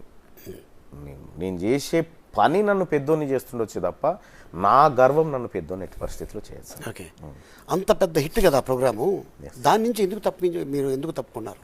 రైట్, నేను ఆ రోజు 2014 కాంగ్రెస్ పార్టీ బీఫామ్ నుంచి ఎమ్మెల్సీగా కంటెస్ట్ చేసిన సార్. ఓకే, కంటెస్ట్ చేసినప్పుడు నేను రాజకీయాలు చేస్తూ జర్నలిజం చేయడం పద్ధతి కాదు సార్ ఓకే అన్న ఉద్దేశంతో నేను రిజైన్ చేస్తే అంకం రవి సార్ అన్నాడు, రిజైన్ ఎందుకు బెటా అన్నాడు. అంటే ఆయన నాకు మంచి ర్యాప్ ఉంటుంది ఇప్పటికి కూడా. ఏం రా నువ్వు అట్లెట్లా రా అంటారు, రిజైన్ వద్దు బెటా, నువ్వు రాజకీయం ఒకసారి టేస్ట్ చేసి వస్తా అంటున్నావు, చేసి మళ్ళారా అంటే నేను ఓడిపోతా అనుకుంటున్నావా సార్ అన్న. అట్లాగా పర్సులో వచ్చి డబ్బులు నేను ఎప్పుడు కూడా నేను నామినేషన్ వేసే ప్రతిసారి ఆయన దగ్గర డబ్బులు అడుక్కొని పోతా. పర్సులో ఎన్ని ఉంటే అని తీసిస్తాడు అన్నట్టు. ఓకే, అయితే డబ్బులు ఇచ్చి ఆల్ ది బెస్ట్ బెటా అన్నాడు. సరే అయిపోయిన తర్వాత ఎలక్షన్ నేను లాస్ అయిపోయినా, ఓడిపోయిన తర్వాత కూడా ఆయన అన్నాడు, ఖాళీగా ఉండి ఏం చేస్తున్నావు అంటే, లేదు సార్ ఇక నేను వద్దనుకున్నా, బస్ 4 రోజులు ఏదో పని చేసుకొని బతుకుతాను. ఈ రోజు కూడా ఆయనకు నాకు మధ్య అంతే సంబంధం ఉంది, ఆ యాజమాన్యానికి నాకు మధ్య అంతే సంబంధం ఉంది ఇప్పటికి కూడా. అది నేను ఎక్కడ కూడా మిస్ చేసుకోలేదు సార్. ఏ ఛానల్లో పనిచేసినా ఎక్కడున్నా కూడా అదే మెయింటైన్ చేసిన. సగర్వంగా సార్ నేను ఈ పనికి పోతున్నా, ఈ పని చేయాలనుకుంటున్నా, దయచేసి మీరు అంగీకరించడం చెప్పి పోయేటోని సార్. అందుకోసమే అది మెయింటైన్ చేస్తున్నా. ఓకే, సో ఫ్యూచర్లో మల్లన్నని అధ్యక్ష అనే స్థాయికి చూస్తావా? నా డ్రీమ్ సార్, అది నా డ్రీమ్ నిజం సార్. ఓకే, మీరు చూడండి సార్, తీన్మార్ మల్లన్న అసెంబ్లీలో కూర్చుంటే ఏం జరుగుతుందో మీరు చూడండి సార్. నేనైతే ఇప్పుడు చెప్పడం కాదు కానీ నాకు ఎన్నో డ్రీములు ఉన్నాయి సార్. నేను కొన్ని బిల్సే తయారు చేసిన సార్, అసెంబ్లీలో ప్రవేశపెట్టి ప్రజలకు కావాల్సిన బిల్స్ తయారు చేసినాం సార్ మేము. నా ప్రజలకు హెల్త్ ఇట్లుండాలి, ఎడ్యుకేషన్ ఇట్లుండాలి, ఈ విద్యా వ్యవస్థ ఇట్లుండాలి, ఆ తర్వాత వాళ్ళకు న్యాయం ఎట్లా జరగాలి, ఒక నాయకుడు పని చేయకపోతే దించే హక్కులు ఎట్లా ఉండాలి ప్రజలకి, ఓటు వేయడమే కాదు వేసిన ఓటును వాపస్ ఎట్లా తీసుకునే హక్కు ఉండాలి, ఇవన్నీ తయారు చేసిన సార్ నేను. నేను చెప్తున్నాగా ఇప్పుడు అసెంబ్లీలో ఉన్నటువంటి ఈ నాయకులు ఎవరైతే ఉన్నారో ఒక్కరు కూడా నా బిల్స్ మీద 10 నిమిషాలు డిబేట్ చేయలేరు సార్. నేను అంత ప్రజల మనస్తత్వాన్ని రీసెర్చ్ చేసి వీళ్ళకి కావాల్సింది ఏంది, వీళ్ళ జీవితాలు బాగుపడాలంటే ఎలాంటి బిల్లులు ఉండాలి, ఏం కథ అనేది నేను రీసెర్చ్ చేసిన సార్ బాగా. ఒక్కొక్క అంశం మీద సార్ నేను రైట్ టు రీకాల్ అనేటువంటి అంశం మీద భూపాల్లో మొత్తం రాత్రులు తిరిగిన. భూపాల్ మధ్యప్రదేశ్కి పోయినా సార్. మధ్యప్రదేశ్లో ఒక ఐఏఎస్ ఆఫీసర్ నరహరి అని ఉంటాడు సార్. ఆ నరహరి ఇండస్ట్రియల్ సెక్రటరీ. ఇప్పుడు ఆయన దగ్గర పోయినా, తెలంగాణ బిడ్డ సార్, నాకు ఇట్లా కొంచెం ఇష్యూస్ ఉన్నాయి సార్, కొంచెం తెలుసుకోవాలనుకుంటున్నా అంటే హర్దా అనే మున్సిపాలిటీకి పోయినా సార్. హర్దా మున్సిపాలిటీకి పోయి ఆ రాత్రి ఆడ పడుకొని అక్కడ సంగీతా పాటిల్ అనేటువంటి ఒక మేయర్ని ఆమె చెప్పిన హామీ నెరవేర్చలేదని ప్రజలు ఓటు వాపస్ తీసుకోరు సార్. ఓటు వాపస్ తీసుకుంటే పదవి పోయింది ఆమెది, రైట్ టు రీకాల్. అక్కడ లోకల్ బాడీస్లో ఉంది. అక్కడి నుంచి నాగపూర్ మహారాష్ట్రలో ఉన్నటువంటి సియోని కాన్స్టిట్యున్సీకి పోయినా, అక్కడ దినేష్ రాయ్ మున్మున్ అని ఎమ్మెల్యే, ఇండిపెండెంట్ ఎమ్మెల్యే. ఆయన ఒక ఎమ్మెల్యే అయితే 5 సంవత్సరాలు పదవి కాలం ఉంటుంది. 5 సంవత్సరాల్లో ఒక ఏడాది అయిపోగానే సేమ్ నియోజకవర్గ ప్రజలందరినీ పిలిచి ఒక ఏడాది పూర్తి చేసుకున్నా, నా పర్ఫార్మెన్స్ బాగుందా, నా పర్ఫార్మెన్స్ బాగుందంటే 2వ ఏడాది కొనసాగడానికి మీరు అనుమతిస్తూ చేతులు లేపండి, లేకపోతే రిజైన్ లెటర్ ఇది ఉంది అని చెప్పి 2వ ఏడాది పర్మిషన్ తీసుకొని పోతాడు సార్. అటువంటి క్లీన్ పాలిటిక్స్ కోసం తిరిగిన సార్. అటువంటి కావాలి. ఇక్కడ కూడా లోకల్ బాడీస్లో right to information, right to recall రావాలనేది బాగా మేము చేస్తున్నటువంటి పోరాటం సార్. అప్పుడు జవాబుదారీతనం వస్తుంది సార్. తీన్మార్ మల్లన్న ఏం చెప్తున్నట్టు సార్, ఒక మాట, ముఖ్యమంత్రి గారు నెలకు 4,20,000 రూపాయల జీతం తీసుకుంటున్న ముఖ్యమంత్రి గారు 10 గంటలకు రాష్ట్ర సచివాలయానికి వచ్చి ఇట్లా తంబు పెట్టేసి లంచ్ బ్రేక్ తీసుకొని ఆ తర్వాత సాయంత్రం 6 గంటలకు తంబు పెట్టేసి వెళ్ళిపోయేటువంటి వ్యవస్థ కావాలి సార్. ఇక్కడ ముఖ్యమంత్రి గారు 4,20,000 రూపాయల జీతం తీసుకుంటున్న ముఖ్యమంత్రి గారు లోపల ఎవరెవరితో మాట్లాడుతుండు, ఏం చర్చలు పెడుతుండు, ఎవరిని కలుస్తుండు అనేది ఒక కెమెరా పెట్టి సచివాలయం బయట పెద్ద స్క్రీన్ పెట్టి ప్రజలకు చూపించాలి సార్. ప్రతి మంత్రుల ఛాంబర్ బయట అదే ఉండాలి సార్. ప్రతి కలెక్టరేట్ ఆఫీస్ బయట అదే ఉండాలి. ఇది నా డ్రీమ్ సార్. ప్రతి గ్రామ పంచాయతీ ఆఫీస్లో ఇది ఉండాలి సార్. ప్రతి గ్రామ పంచాయతీ ఆఫీస్లో సార్ ఎంతసేపు ప్రజలకు ఈ పార్టీ వచ్చి మేము రైతు బంధు 5,000 ఇస్తా ఉన్నాం, పెన్షన్ 2,000 ఇస్తా ఉన్నాం, ఇవి ఇస్తున్నాం ఓకే సార్. ఈ ప్రజల దగ్గర నుంచి కలెక్ట్ చేసిన డబ్బు ఎంత చెప్పాలి కదా సార్. ప్రతి గ్రామ పంచాయతీలో 1000 జనాభా ఉన్నటువంటి గ్రామ పంచాయతీలో ప్రతి నెల ఒక బోర్డు పెట్టి అయ్యా ఈ గ్రామం నుంచి రాష్ట్ర ప్రభుత్వానికి ఇంత పన్ను పోయింది, కేంద్ర ప్రభుత్వానికి ఇంత పన్ను పోయింది, ఈ 2 ప్రభుత్వాల నుంచి ఈ గ్రామానికి వచ్చిన పైసలు గిన్ని, ఈ లెక్క తెలవాలి సార్ ప్రజలకి. ప్రజలకు అప్పుడు ఈ డబ్బులన్నీ మాయాన్ని తెలిస్తే అప్పుడు వీళ్ళు బిచ్చగాల కంటే అధ్వానం అవుతారు సార్. వీళ్ళు పోగానే నమస్తే సార్ వచ్చిన నమస్తే ఉండదు సార్. అప్పుడు నేనే కదరా నీకు జీతం ఇచ్చేది, నేనే ఓనరని చెప్పాను అనుకుంటారు సార్. ఈ జవాబుదారితనం ఉండాలి సార్. కేవలం తెలంగాణ రాష్ట్రంలో సార్ మీరు చూడండి, నేను రాజకీయ నాయకుడిగానే మాట్లాడుతున్నాను సార్. ఇప్పుడు చాలాసేపు నుంచి అదే చూస్తున్నా మీలో. అదే ఒక పొలిటికల్ ఇక నన్ను ఇటు గుంజుకొచ్చారు మీరు, ఎట్లయినా ఇటు లాక్కొచ్చారు సార్. ఎంఆర్ఓ ఆఫీస్ 10 గంటలకు తీయరు సార్, వైన్స్ టెన్షన్గా 10 గంటలకు తీస్తారు సార్. దానికి రాత్రి 9-10 గంటల దాకా వైన్స్ పర్మిషన్ ఉంటుంది సార్. ఎంఆర్ఓ ఆఫీస్ 6 గంటలకే క్లోజ్, 6-5 నిమిషాలు. ఇప్పుడు దానికి వాస్తు కూడా అవసరం లేదు. అది ఈశాన్యము, నైరుతి, మంచి ఉత్తర దిక్కు, ఎక్కడన్నా పెట్టి సార్. ఏ వాస్తు దాని మీద పనిచేయదు, ఏ గ్రహశక్తి అసలే పనిచేయదు దాని మీద. ఇలా తెలంగాణ రాష్ట్రంలో సార్ 43% మంది తాగుడుకు బానిసైపోయారు సార్. అవుట్ ఆఫ్ 100లో 43% మంది తాగుడుకు అలవాటు పడ్డటువంటి యువత. ఒక ఎంఆర్ఓ ఆఫీసు రాత్రి 9 గంటల దాకా పనిచేస్తే తప్ప సార్ వైన్స్ పనిచేసినట్టు మేము చెప్తుంది ఇది సార్. 2,000 మంది జనాభా ఉన్నటువంటి ఒక గ్రామంలో వైన్స్ తప్పనిసరిగా ఉండాలని ప్రభుత్వం పాలసీ తీసుకొస్తుంది, ఎక్సైజ్ పాలసీ. 2,000 మంది జనాభా ఉన్న కాడ మంచి వాటర్ ట్యాంక్ ఉండాలనేది మేము చెప్తుంది సార్. ఒక మంచి సీసీ రోడ్ ఉండాలి, ఒక మంచి బడి ఉండాలి, మంచి వైద్యశాల ఉండాలి, ఇవి మేము చెప్తున్నాయి సార్. కానీ ప్రజలు చదువుకుంటే, ప్రజలు ఆరోగ్యవంతులుగా ఉంటే ప్రభుత్వాలకు చేటు కాబట్టి ప్రజలు చదవకూడదు, సంతోషంగా ఉండకూడదు, తాగి పండుకోవాలి. వాడి శరీరం, వాడి మెదడు ఎట్టి పరిస్థితుల్లో ప్రభుత్వం వైపు చూడకూడదు. ఇవి ప్రభుత్వాల ఇంటెన్షన్. ప్రభుత్వం ఇవాళ లిక్కర్ ఆదాయం 40,000కు పోయిందంటే సిగ్గుతో తలదించుకోవాలి సార్. రాష్ట్రమే తాగి పడేసిన ఖాళీ సీసాల మీద నడుస్తుంది సార్. ఓకే, ఇవాళ 1 తారీఖు జీతాలు ఇచ్చుకునేటువంటి పరిస్థితి నుంచి బలమైన ఆర్థిక బలంగా ఉన్న రాష్ట్రం ఎప్పుడు చూస్తుందో జీతం తెలియనటువంటి పరిస్థితిలోకి వెళ్ళిపోయింది కదా సార్. ఓకే, ఈ పద్ధతి రేపు పొద్దున ఈ 5 లక్షల కోట్ల అప్పు ఎవడు కట్టాలి సార్? కడుపులో పుట్టబోతున్న బిడ్డ క్యావ్ అని కదా సార్, అప్పుతోనే పుడుతూ ఉన్నాను సార్. తెలంగాణ 1,25,000 రూపాయల అప్పు సార్ ప్రతి తలపైన జమ అయింది. ఒక ఇంట్లో సార్ 4 ఉంటారు, ఆ ఇంట్లో 4 తలల పైన 5 లక్షల రూపాయలు అప్పయింది సార్. ఈ 5 లక్షల రూపాయల ఆదాయం ఏం చేకూరింది ఆ కుటుంబానికి? ఈ లెక్క చెప్పాలి కదా సార్. ఈ లెక్క చెప్పాలి. ఈ లెక్కలన్నీ ప్రజలకు పక్కాగా తెలిసినప్పుడు మేమిస్తున్న ఉచిత పథకాలు రాసుకోరి చందులాల్ దర్బార్ లెక్క మీరు ఇది తీసుకోరు అది తీసుకోరు అనేటువంటి నాయకుల ఆట కట్ అవుతుంది. ఇట్లా ప్రజల్ని ఎడ్యుకేట్ చేయడం కోసం మా ప్రయత్నాలు చేస్తున్నాం సార్. మీరు అన్నట్టుగా అధ్యక్ష అనాలి అనేటువంటి ఆశ 100% ఉంది సార్. అది ప్రజల వాయిస్గా ఉండాలనేది నాకు ఇంటెన్షన్. ఓకే, సో మీరు జర్నలిస్ట్గా ఉన్నప్పుడు కేసీఆర్ గారితో చాలా సన్నిహితంగా ఉండేవారు. సో రావులందరితో ఎందుకు మీరు అంటే గొడవలు పెట్టుకుంటున్నారు? ఏంటి గ్యాప్? నేను గొడవలు కాదు సార్, ఒక నిజం అది గొడవలాగా అనిపిస్తుందేమో బహుశా.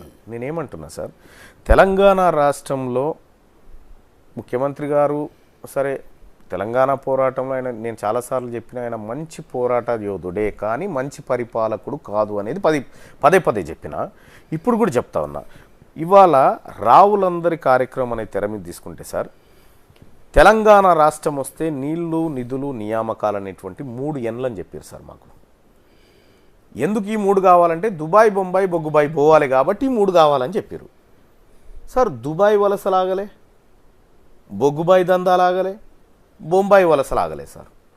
ఇవి ఆగకపోగా నీళ్లు ఎటుపోయినాయో తెలియదు, నిధులు కాంట్రాక్టర్ల పాలైపోయినాయి, నియామకాల నోటిఫికేషన్లు గతిలేవు సార్. ఈ 3 జమ అయిపోయినాయి.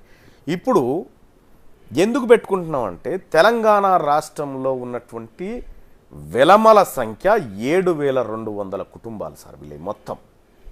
తెలంగాణ రాష్ట్రంలో ఉన్న ముదిరాజుల జనాభా 50 లక్షలు సార్.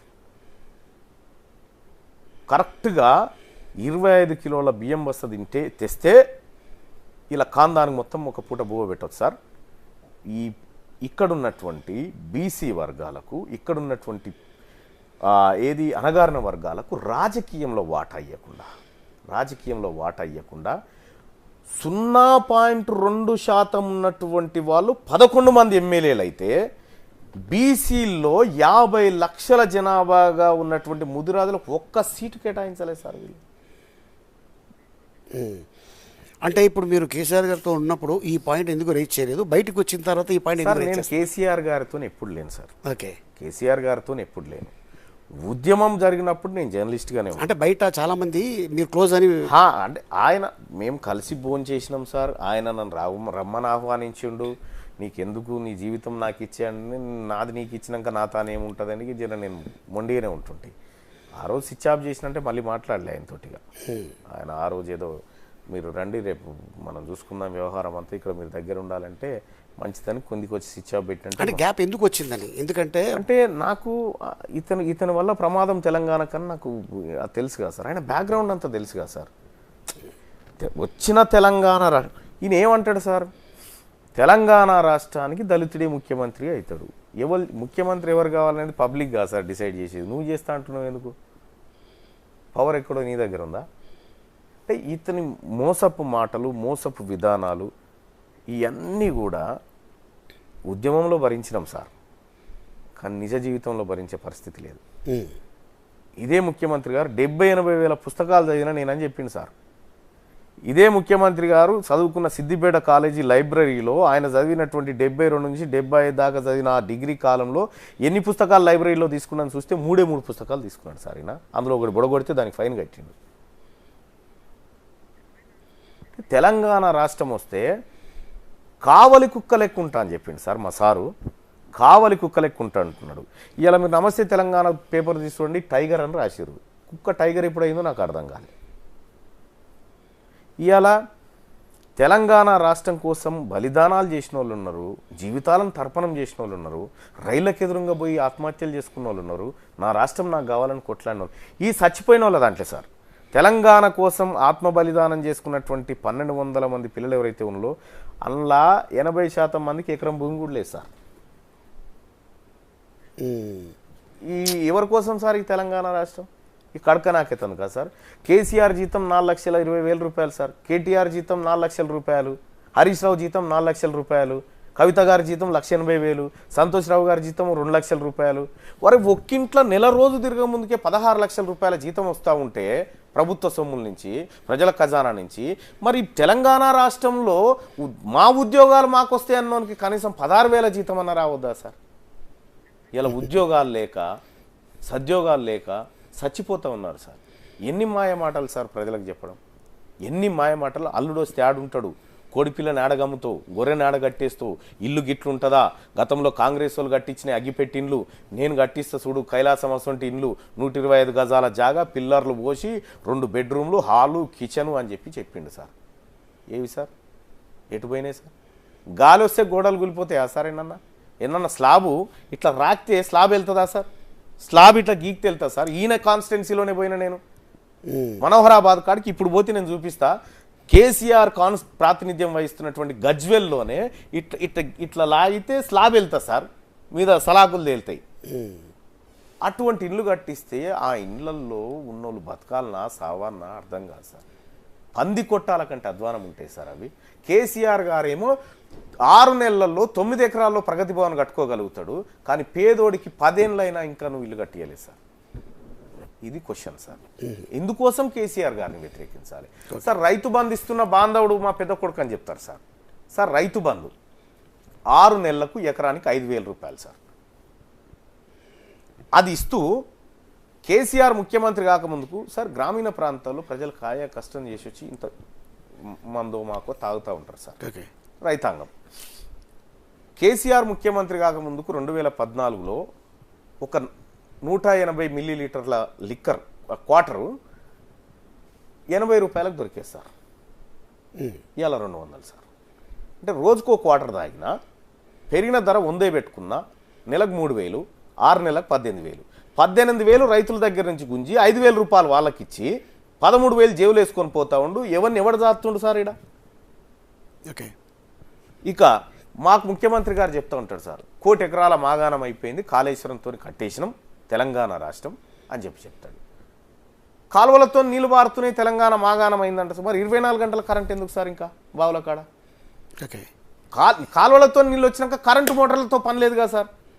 ఐదారు అదన్నా తప్పు కావాలి, ఇదన్నా తప్పు కావాలి. ఓకే. ఇది అడిగితే కుదరదు. ఓకే. ముఖ్యమంత్రి గారు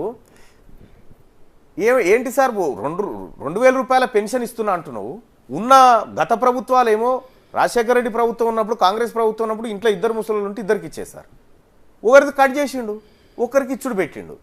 నేనేమన్నా, అయ్యా ముఖ్యమంత్రి గారు ఒక్కింట్లో ఒకరికే పెన్షన్ ఇస్తున్నాం ఏం సంగతి అని అంటే, అట్లే ఉంటుంది పాలసీ. ఒక్కింట్లో ఒకరికి, మరి ఒక్కింట్లో ఒకరికి పెన్షన్ అయినప్పుడు ఒక్కింట్లో ఒకడే మంత్రి ఉండాలి కదా, మీరు 2 ఎందుకున్నారని అడిగినా.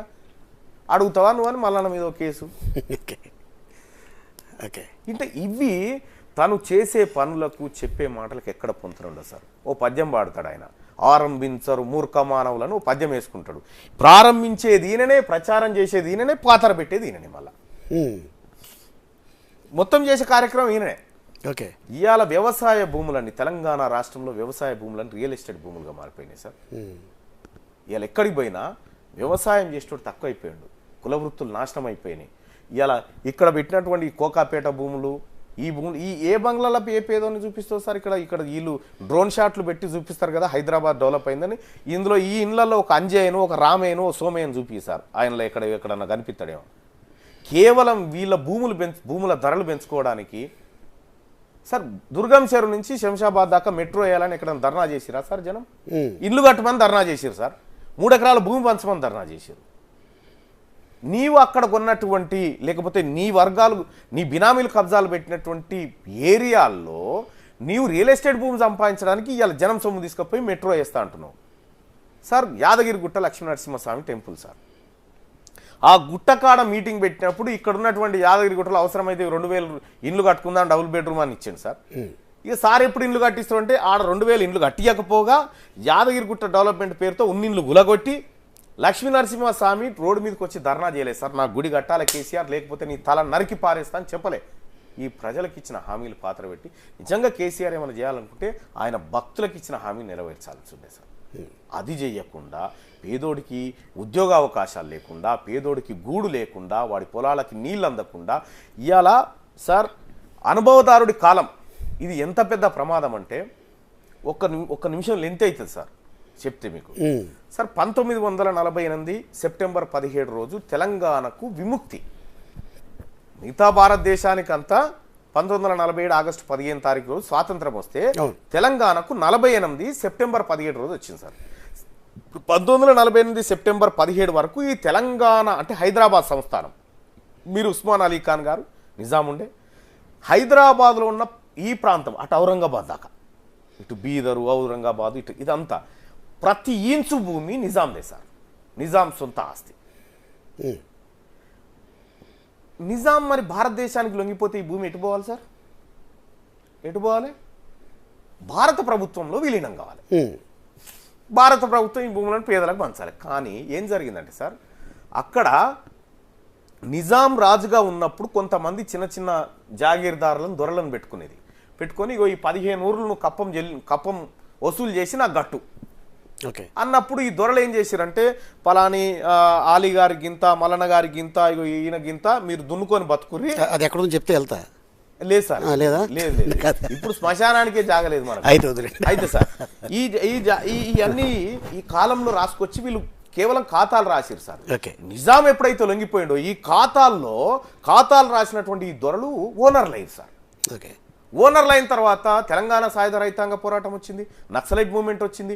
దొరలను ఊర్లలోంచి తరిమి కొట్టారు సార్ నక్సలైట్లు. తరిమి కొడితే ఇక్కడికి వచ్చి రియల్ ఎస్టేట్ దందాలు చేసిరు వీళ్ళు. దందాలు చేసి, అరే నువ్వు నా భూమి ఊర్లో ఎట్లాగో దున్నుకుంటున్నావు కదా, ఏమన్నా పైసలు ఇచ్చేయి, కాగితం రాసిస్తా అని పేదోనికి ఇచ్చారు సార్. దున్నుకొని బతుకున్న పేదోనికి సాదా బైనామా అంటారు సార్ దాన్ని. సాదా బైనామా భూములు వారికి అప్పచెప్తే వాడు నిజంగా నాదే భూమి అని ఫీల్ అయ్యింది సార్. కేసీఆర్ వచ్చిన తర్వాత ఏం చేసినట్టు సార్, ఈ అనుభవదారుడు అనేటువంటి కాలాన్ని డిలీట్ చేసింది సార్.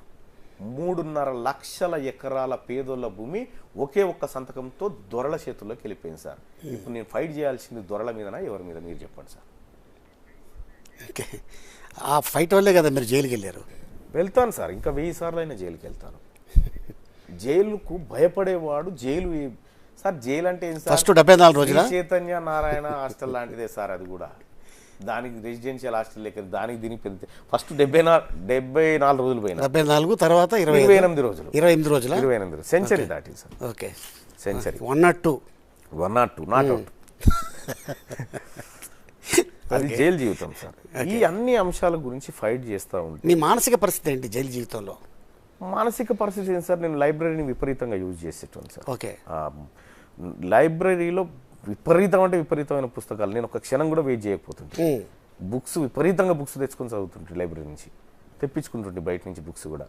సో ఇలాగ మీకు అలవాటు అయిపోతే ఇంకా బయట లైబ్రరీకి వెళ్ళరేమో? అట్లానే లేదు సార్, అట్లానే సార్. ఇప్పటికి కూడా నేను కరెక్ట్గా 4:30కి నిద్రలేస్తా సార్. ఓకే, 4:30కి నిద్రలేస్తా. ఖచ్చితంగా అప్పటి వరకు ఉన్న అప్డేట్ మొత్తం తెలుసుకుంటా సార్. వార్తలు ఏ పేపర్లు ఏం కథ ఇవాళ ఏం జరిగింది ఖచ్చితంగా తెలుసు ప్రపంచంలో. నేను 2 గంటలకు నిద్రపోయినా 4:30కి లేస్తా సార్. అవునా? 100%. 4:30కి లేచి కొన్ని వెన్నీళ్ళు కాగబెట్టుకొని తాగుతూ ఏమేమి ఉన్నాయని ఒకసారి ఈ పేపర్లు అవి మర్రేసుకుంటూ కూర్చొని కాసేపు మా ఆమె 5 o'clockకి లేస్తుంది. ఓకే, కాసేపు ముచ్చట పెట్టుకుంటా చేసుకుంటా ఇక ఈ అన్ని వ్యవహారాలు చేసుకుంటా 4:30కి లేచి న్యూస్ అప్డేట్ అవుతా సార్ నేను ఖచ్చితంగా. అంటే ఏం జరిగింది, వార్తలు ఈయన ఎందుకు ఇట్లా రాసిండు, ఆయన ఎందుకు ఇట్లా రాసిండు, సేమ్ వార్త, ఇట్లా కొంత అనాలిసిస్ అంతా ఆ టైంలో పీస్ఫుల్గా ఉన్నప్పుడే నేను చేసుకుంటాను సార్. బయట ఉన్నప్పుడు ఏం తెలుసుకున్నారు, అక్కడికి వెళ్ళిన తర్వాత ఏం తెలుసుకున్నారు? ఎక్కడికి సార్? జైలుకి వెళ్ళిన తర్వాత ఏం తెలుసుకున్నారు? అంటే జైలుకి వెళ్ళిన తర్వాత కూడా జైలు ఖైదీల హక్కుల గురించి తెలుసుకున్నా సార్.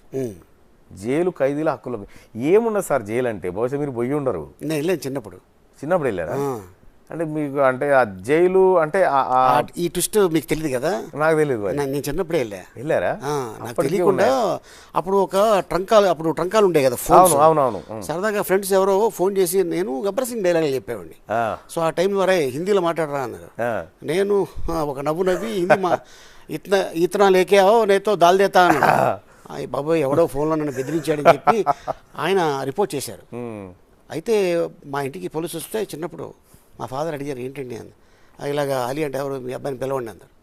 అయితే మా ఇంతున్నా తీసుకెళ్లారు. అప్పుడు జువైనల్ హోమ్కి తీసుకుపోతారు అంటే జైలుకి కాదు. అదే అంటే స్టేషన్ తీసుకెళ్లారు. స్టేషన్లో తీసుకెళ్లారు, కూర్చోబెట్టారు. తర్వాత మా మదర్ మార్నింగ్ వచ్చి పిల్లోడు తెలియదు అని చెప్పి తర్వాత నేను జైలుకి ఒక స్పీచ్ ఇవ్వడానికి వెళ్ళాను ఖైదీలకి. అంటే ఇన్స్పిరేషన్ క్షణిక ఆవేశం ఒక మానసిక మనిషికి ఇంత దూరం తీసుకొస్తుంది. అది చేసే ముందు ఒక్కసారి ఆలోచించండి. ఎందుకంటే మీ కుటుంబం మీకోసం ఎదురు చూస్తుంది. మీ అమ్మ, మీ అక్క, మీ చెల్లి, మీ భార్య ఇలాగా అని చెప్పి అందరికీ చెప్పడం జరిగింది. సో అందుకోసం ఆ రోజున కలెక్టర్ గారు వెళ్ళారు చంచల్గూడ జైలుకి వెళ్ళి చెప్పడం జరిగింది. అండ్ చాలా అంటే అక్కడ ఉన్నోళ్ళు కూడా వాళ్ళు చక్కగా మాకు తయారు చేసిన బిస్కెట్లు, కేకులు అవన్నీ మాకు పెట్టారు. మేము తిన్నాం కూడా. జైలు జీవితానికి పోయిన తర్వాత బయట ఉన్నదని సార్ తేడా ఏం లేదు సార్. అక్కడ ఒక ఆపర్చునిటీ ఎక్కువ సమయం దొరికితే ఎక్కువ చదువుకోవడం, ఎక్కువ నేర్చుకోవడం. నేను జైల్లో ఉన్నప్పుడు కూడా వాళ్ళు అధికారులు చాలా జాగ్రత్తగా చూసేసారు. ఎందుకంటే నాకు థ్రెట్ ఉంది కదా, అక్కడ ఏదైనా ఇన్సిడెంట్ జరిగితే అది ఇబ్బంది అవుతుందని నా దగ్గరికి ఎవరిని రానియకపోయేవాళ్ళు సార్. నేనే సరదాగా వాళ్ళ దగ్గర పోతే మాట్లాడుతుంటే ఇక నేను చెర్లపల్లి జైల్లో ఉన్నప్పుడు శారదా బ్యారెక్ అని ఉంటుండే సార్. పెద్ద పెద్దోళ్ళు ముసలోళ్ళు సార్. ముసలోళ్ళు వాళ్ళకి ఇంటికాడ కూడా అంత మంచి లైఫ్ ఉండదు సార్. ఓకే, ఇంటికాడ కూడా అంత మంచి లైఫ్ వెళ్ళరేమో. ఇప్పుడు కొంతమంది సిద్ధంగా లేరు పోవడానికి. ఇప్పుడు అయితే వాళ్ళు అక్కడ వ్యవసాయం చేస్తారు సార్. అట్లా పొద్దున్నే లేచి నేను కొద్దిగా వార్మప్ చేసుకునేసరికి ఒక ఆయన కొత్తిమీర కట్ చేస్తుంటాడు, ఒక ఆయన ఇది చేస్తుంటాడు, ముచ్చట పెట్టి ఏంది పెద్ద ఆయన ఎట్లా వచ్చినావు, ఏం కథ అవన్నీ తెలుసుకుంటా ఉంటాడు. పెద్దోళ్ళు అన్నారు కాబట్టి ఒక వీడియో చూపిస్తాను మీకు. Okay, video please. ఇది మీ ఆఫీస్లోనా? ఎస్. అచ్చా, ఎవరు వాళ్ళు ఏదో వాళ్ళ భూమిని ఒక ఆయన లాక్కున్నాడు సార్.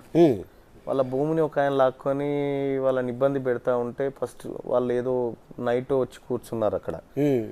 అంటే మన ఆఫీస్ కాడికి నైట్లో వస్తుంటారు సార్, మంచిర్యాల తర్వాత దూరం నుంచి వస్తారు కదా, తెలుసుకొని వచ్చి ఆ మెట్ల దగ్గర కూర్చుంటారు సార్. వాళ్ళకు చూపించి వాళ్ళకు మా ఇంటి నుంచి మా మిస్సెస్ పంపిస్తే ఒక 2-3 సరిపడా పంపిస్తుంది, నేను ఒక్కరిని తినను. ఓకే. అప్పుడు వీళ్ళని పిలుచుకొని తిని పెద్ద ఆయన అని తినుకుంటా మాట్లాడిన అన్నట్టు అది ఆ ఫోటో. అది ఈ పెద్దవాడి ఈ పెద్ద ఆవిడ కాలు ఇరిగిపోయింది సార్, ఈమెకి ఏదో అయింది. ఓకే. కాలు ఇరిగిపోతే అప్పుడు నా పైన కేసులు పెడతా ఉంటే ఆమె చాలా సీరియస్ అవుతా ఉంది. అంటే నేను ఆమె నన్ను బాగా అభిమానిస్తుంది, బహుశా పెద్ద ఆమె ఏడు ఉంటుందో తెలియదు, ఒక వీడియోల రూపంలో చూసి ఆమెను కలవలేదు. ఓకే. సూపర్. సో అంటే ఇప్పుడు మనం ఇలా మాట్లాడుకుంటూ వెళ్తే ఇది ఒక ఎపిసోడ్ కాదు, ఒక 5-6 ఎపిసోడ్లు అవుతుంది సార్. సో ఎందుకంటే అంత మ్యాటర్ మీ దగ్గర ఉంది. సో డెఫినెట్గా మ్యాటర్ కాదు, ఆవేదన అవుతుంది. ఒక పార్టీ కూడా పెట్టారని విన్నాను. Yes sir. అయితే ఇప్పుడున్నటువంటి పరిస్థితిలో మేము అనుకున్నటువంటి కాజును నిలబెట్టడం కోసం మాకు ప్లాట్ఫామ్ అవసరం ఉంది సార్. అదే తెలంగాణ నిర్మాణ పార్టీ అండి. నిర్మాణ పార్టీ, తెలంగాణ నిర్మాణం. తెలంగాణ ఇప్పటి వరకు జరిగింది విధ్వంసం సార్, నిర్మాణం అనేటువంటి ప్రక్రియ జరగాలి, అందుకోసం పెట్టినటువంటి తెలంగాణ నిర్మాణ పార్టీ. దాంట్లో మెయిన్గా హెల్త్ అండ్ ఎడ్యుకేషన్కి ఎవ్రీ బడ్జెట్లో 40% బడ్జెట్ని కేటాయించాలని, సత్వర న్యాయం జరగాలని చెప్పి, అలాగే రైట్ టు రీకాల్ అంటే నేను పని చక్కగా చేయకపోతే దించే అధికారం మళ్ళీ ప్రజలకు ఉండాలి. 5 సంవత్సరాలు సార్, ఆ బాయ్ దగ్గర ఒక డ్రైవర్ను పెట్టుకున్నాం సార్. సపోజ్ మనం డ్రైవర్ పదే ఇక్కడక్కడ దాకిస్తుంటే డ్రైవర్ 5 ఏళ్ళు అనుకున్నాం కదా ఉండని అనుకుంటామా సార్? తీసేస్తాం కదా. మరి అంతే ఎమ్మెల్యే కూడా అంతే కదా, 5 ఏళ్ళ దాకా ఎందుకు ఓపిక పట్టాలి? ఓనర్లు నచ్చకపోతే దించేసేటువంటి హక్కు ఉండాలి ప్రజలకు అని చెప్తారు. ఓకే. అంటే ఎవరికైనా ప్రాబ్లమ్స్ వస్తే తీర్మానం మళ్ళీ ఫోన్ చేస్తారు, మీకు ప్రాబ్లం వస్తే మీరు ఎవరికి ఫోన్ చేస్తారు? నాకు ప్రాబ్లం వస్తే, అవును సార్ ఇది క్రిటికల్ క్వశ్చన్ సార్, నాకు ప్రాబ్లం వస్తే బహుశా నేను మ్యాక్సిమం నేనే ట్రై చేస్తా సార్. కాని సందర్భంలో నాకు ఒక ఫ్రెండ్ ఉంటాడు సార్. పేరు చెప్పండి, తెలియాలి కదా ఎవరు ఏంటి అనేది. నా మిస్సెసే సార్. ఇక ఆమెనే, ఆమెకు తప్ప ఇంకా నేను అంటే సార్ ఒకటి గుర్తుపెట్టుకోవాలి సార్, మమత గారు. ఎస్.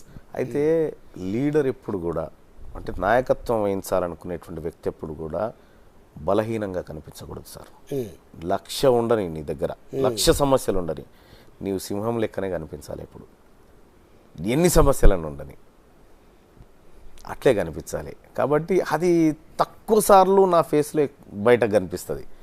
ఓ ఫ్రస్ట్రేషనో బాధనో ఇదంతా తక్కువ సార్లు కనిపిస్తుంది. నాది కొంచెం ఎంత కఠినంగా ఉంటుందో అంత సెన్సిటివ్గా ఉంటుంది సార్. మళ్ళీ కొన్ని విషయాలు చూస్తే ఇప్పుడు మీకు ఆ మరియాల కాడ విస్తరాకు దగ్గర తింటున్న ఇన్సిడెంట్ నాకు ఇట్లా చెమ్మగిలుతున్నాయి. అవి ఆ ఇన్సిడెంట్ కళ్ళ గ్యాదకొచ్చి అంత సెన్సిటివ్గా ఉంటుంది సార్. కొన్ని విషయాల్లో చాలా కఠినంగా ఉంటుంది సార్, చాలా అంటే చాలా కఠినంగా ఉంటా. ఇక ఎవరన్నా చనిపోతే ఏడుస్తూ ఉంటే నేను పెద్దగా ఏడుపది దీన్ని పట్టించుకోను సార్. ఎందుకంటే నాకు కూడా తప్పదు కదా సార్, అది ఏదో ఒక రోజు నేను కూడా ఆడిపోవాల్సిందే. అయ్యో ఆయన చనిపోయిండని ఏడిచి నాకు రాదనుకొని ఫీల్ అయిపోయి నేను పిడబొబ్బలు ఇటువంటివి లేవు. కానీ ఎందుకో కొంతనైతే ఏదైనా తప్పనిసరి పరిస్థితి అని ఇది పొరపాటు అయిపోయింది బుజ్జి అని అంట. ఇట్లా జరిగిపోయింది బుజ్జి అని పిలుస్తా అన్నట్టు మా మిస్సెస్. ఇది ఒకటి జరిగిందంటే ఆమె ఏదో లైట్ తీసుకోమంటుంది, జరిగిపోతుంది కానీ అంతే. కానీ పెద్దగా తీన్మార్ మల్లన్న టీమ్ సొసైటీ అంటే ఏంటి సార్? టీమ్ సొసైటీ అయితే ఏం జరిగిందంటే సార్, ఒకసారి హాతీరామ్ అని ఒక ఆయన ఉన్నాడు సార్, ఎస్టీ ఇబ్రాహీంపట్నం దగ్గర ఉంటాడు. వాళ్ళ పాపకి ఏదో హెడ్ది ఏదో ఇష్యూ వచ్చింది. ఇష్యూ వస్తే నేను పబ్లిక్ని రిక్వెస్ట్ చేసిన, ఈ పాపకి ఆపరేషన్ చేద్దాం, మీరు ఛాయ్ తాగుతారు కదన్న 10 రూపాయలు ఈ పిల్లకి ఇచ్చేయండి అని అంటే, ఆ పాపకు ఆపరేషన్కి దాదాపు ఎంత ఒక 1,00,000 ఖర్చు అవుతాయి. కానీ ఆయన అకౌంట్కి ఒక 6-7 లక్షలు పబ్లిక్ పంపించారు. పంపిస్తే ఆయన వచ్చేయమంటాడు, అన్న ఇంకా ఇవి వేరే పిల్లలకు అక్కడికి వస్తాయి కదన్న, నా కూతురుకు సరిపోయినాయి అని ఆయన వచ్చిండు. వచ్చినప్పుడు ఏం చేసినామంటే దాన్ని అరే ఇట్లా కాదు, వీళ్ళకి ఎంత అవసరం ఉందో అంతే ఇస్తే ఎక్కువ మందికి న్యాయం చేయొచ్చు అని తీన్మార్ మల్లన్న టీమ్ సొసైటీ అని పెట్టినాం. సొసైటీ అని పెట్టి ఆ సొసైటీలో పబ్లిక్ వేసేటువంటి డబ్బుల ద్వారా పేద పిల్లలకు చదివించడము, లేకపోతే 4 years లోపు ఉన్నటువంటి పిల్లలకు సర్జరీలు చేయించడము, ఇటువంటి కార్యక్రమాలు, సేవా కార్యక్రమాలు చేస్తూ ఉన్నాం. ఇంతవరకు ఎంత వచ్చింది దాంట్లో అకౌంట్లో? వచ్చుంటే కొన్ని లక్షలు వచ్చినాయి, వచ్చిన దానికంటే పోయినవి కూడా ఎక్కువనే ఉన్నాయి. ఇంకా అంటే ఒక హాస్పిటల్కి 9.5 లక్షలు బాకీ ఉన్నా, ఇంక ఎవరికైనా చెప్పారు 9.5 లక్షలు ఒక హాస్పిటల్కి బాకీ ఉన్నా కడతానని చెప్పా వచ్చినప్పుడు. ఓకే, వాళ్ళు కూడా ఇంటా ఉన్నారు కొంత.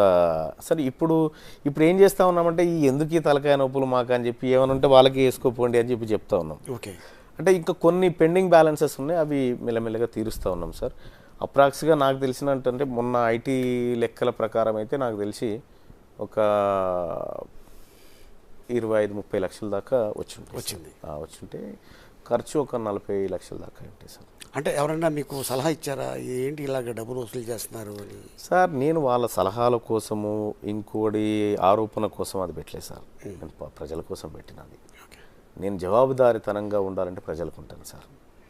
ఓకే, ఆరోపణ చేసే వాళ్ళకి కాదు. ఓకే, మీకు నాకు తెలిసి ఒక 50-60% లా గురించి బాగా తెలుసు కదా?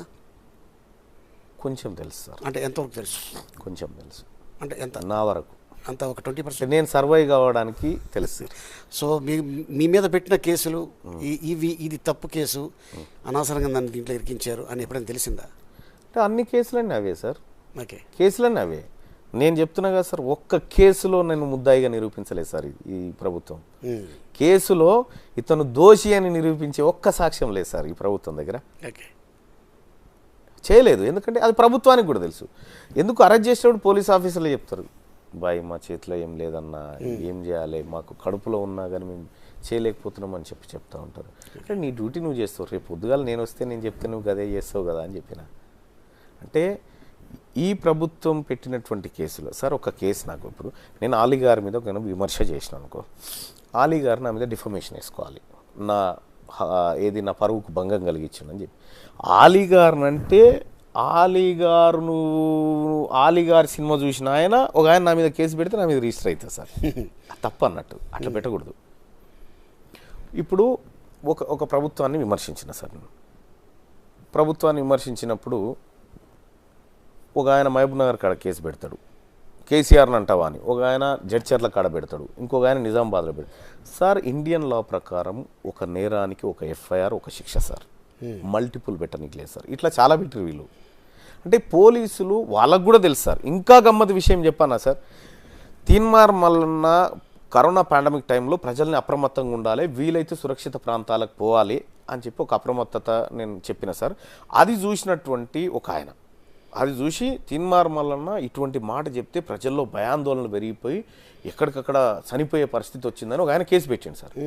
కానిస్టేబుల్ ఆయన, పోలీస్ ఆయన కేసు పెట్టి, నేను 11 గంటల సమయంలో ఆఫీస్కి వచ్చి సెల్ ఫోన్ చూస్తే ఈ వీడియో కనిపించింది, నేను కంగారు పడి మల్లన్న మీద కేసు పెడుతున్నాను, కానిస్టేబుల్ తోటి కేసు పెట్టించారు. అయితే విషయం ఏంటంటే ఆ కానిస్టేబుల్కి తెలుగు రాదు, మళ్ళా నేను చెప్పిన తెలుగు అర్థం చేసుకొని ఆయన కేసు పెట్టిండు అన్నట్టు. అంటే ఇట్లా ఫేక్ కేసులు అనేకం పెట్టించారు నా మీద.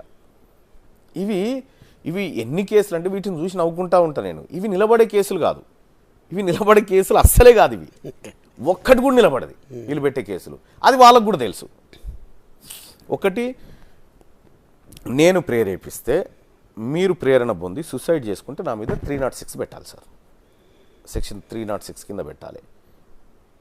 కానీ తీన్మార్ మల్లన్న మీద ఎట్లా పెట్టిరు, ఎవరో చనిపోయినట్టు పెట్టిరు, ఎవరు చనిపోలే. ఏదనంటే ఛార్జ్షీట్ వేస్తలేరు. ఇప్పుడు ఎందుకు వేస్తలేరు? ఛార్జ్షీట్ వేస్తే ఎవరు చనిపోలేదని చూపించాలిగా. అది చూపిస్తే కోర్టు మళ్ళీ శివాట్లు పెడుతుంది కదా. తీన్మార్ మల్లన్న అరెస్ట్ చేయడానికి సెక్షన్ పెట్టినాం తప్ప ఆయనకు శిక్ష చేయడానికి కాదు వీళ్ళకు. వీళ్ళు పెట్టిన కేసులన్నీ ఇప్పుడు చాలా కేసులు సార్ హైకోర్టులో బెంచ్ మీద ఉన్నాయి. ఎన్ని శివాట్లు ఉంటాయో చూడండి గవర్నమెంట్కి, పోలీసులకి. పదే హైకోర్టు తిట్టింది, ఏందా ఇంత చిల్లర వ్యవహారము అని. ఏమనంటే డిఫమేషన్ వాళ్ళు వేసుకోవాలి, కానీ వీళ్ళెవరి మధ్యలో వాట్సాప్ స్టేటస్ పెట్టుకుంటే కూడా SC ST అట్రాసిటీ పెడతారా సార్? ఏమన్నా నా మీద పెట్టిరు అట్లా. ఇటువంటి అన్ని ఫేక్ కేసులు సార్, ఇవి ఒక్కటి కూడా నిలబడవు. ఓకే, సో ఫ్యూచర్లో ఏ కండువా కప్పుకోబోతున్నారు? మా కండువా ఉంది కదా సార్, ఈ కండువాతోనే మా కండువా ఉంది. సో ఖచ్చితంగా. కానీ ఒక వేరే కండువాళ్ళు ఆఫర్ ఇస్తే అంటే వేరే కండువాళ్ళు సార్, ఒకటి ఇప్పుడు కాంగ్రెస్ పార్టీ వాళ్ళు కొంత సానుకూలంగా నా పట్ల ఉన్నారు సార్. ఎందుకున్నారంటే పోరాడతాడు మల్లన్న ప్రజల కోసం పనిచేస్తాడు అనేటువంటి. వీళ్ళు చేయలేనటువంటి అనేక పనులు నేను చేసిన సార్. కాంగ్రెస్ పార్టీ ప్రతిపక్షంలో చేయాల్సిన పనులు వీళ్ళు చేయనప్పుడు నేను చేసిన. చేసి తెలంగాణ రాష్ట్రంలో ముఖ్యమంత్రి కేసీఆర్ గారు ఏం చెప్పిండంటే పక్కకున్న ఛత్తీస్గఢ్కు తీసుకుపోయి చూడు రైతాంగం ఎంత ఆగమవుతారో, ఇక్కడ వరి క్వింటాలకు 2,000 రూపాయల క్వింటాలు కొంటా ఉన్నాం, పక్కకు ఆ ధర లేదన్నాడు. నేనేం చేసిన సార్, తెలంగాణ రాష్ట్రంలో 10 జిల్లాల నుంచి ప్రజల్ని, రైతాంగాన్ని ప్రతి జిల్లాకు బస్సు పంపించిన. ఇదేనాది? ఎస్, భూపేష్ బఘేల్ గారు, ఓకే, ఇది ఛత్తీస్గఢ్ ముఖ్యమంత్రి. ఓకే. భూపేష్ బఘేల్ గారి దగ్గరికి నేను ఆయన ఎవరి అడ్వైజర్కి ఫోన్ చేసిన. ఆయన అడ్వైజరు వినోద్ వర్మ అని ఉంటాడు. ఆయన నా లెక్కనే రేబల్. ఆయన మీద కూడా అప్పుడు బీజేపీ గవర్నమెంట్ 20-25 కేసులు పెట్టింది ఆయన మీద. భూపేష్ బఘేల్ గారు ఆయన దగ్గర తీసుకొని నా దగ్గర ఉండు, నువ్వు అడ్వైజర్గా అంటుండే, అట్లా నాకు పరిచయం ఆయన బీబీసీలో చేసిండు. ఓకే సార్ నేను ఇట్లా అనుకుంటున్నా అంటే ప్లీజ్ వెల్కమ్ మళ్ళీ అన్నాడు. నేను 10 జిల్లాలకు 10 బస్సులు పంపిన.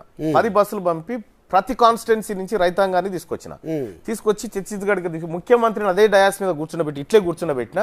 అయ్యా మా ముఖ్యమంత్రి గారు ఛత్తీస్గఢ్లో రైతాంగం ఆగమైపోతా ఉన్నారు, అక్కడ వడ్లు కొంటలేరు, అక్కడ సరైన మద్దతు ధర ఇస్తలేరు, ఎంఎస్పీ ఇస్తలేరు అని చెప్తా ఉన్నాడు సార్. మా తాన క్వింటాలు వరి ధాన్యం కొంటే 2,000 రూపాయలు ఇస్తారు సార్ మా ప్రభుత్వం, మీరెంత ఇస్తారు సార్ అంటే 2,600 ఇస్తామని చెప్పింది సార్. మీరు రైతాంగాన్ని కూర్చుండబెట్టి చెప్పిన, ప్రజలారా ఇది తప్పా లేదా మన ముఖ్యమంత్రి చెప్పిందని నిరూపించిన. ఇట్లా ఇవన్నీ కాంగ్రెస్ పార్టీ చేయాల్సిందే సార్.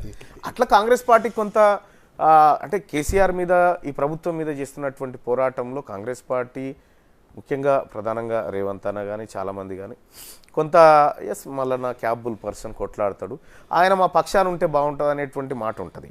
కానీ మాకుండేటువంటి ప్రైమరీ ఇంటెన్షన్ ఉంది సార్, రైట్ టు రీకాల్ గతంలో ఇతర రాష్ట్రాల్లో ఇంప్లిమెంట్ చేసిన కాంగ్రెస్ పార్టీ కాదట్లేదు సార్. లోకల్ బాడీస్లో తెచ్చింది, ఇక్కడ కూడా తెమ్మను. భావసారూప్యత అనేది హెల్త్ బడ్జెట్ పెంచాలి, ఎడ్యుకేషన్ బడ్జెట్ పెంచాలి.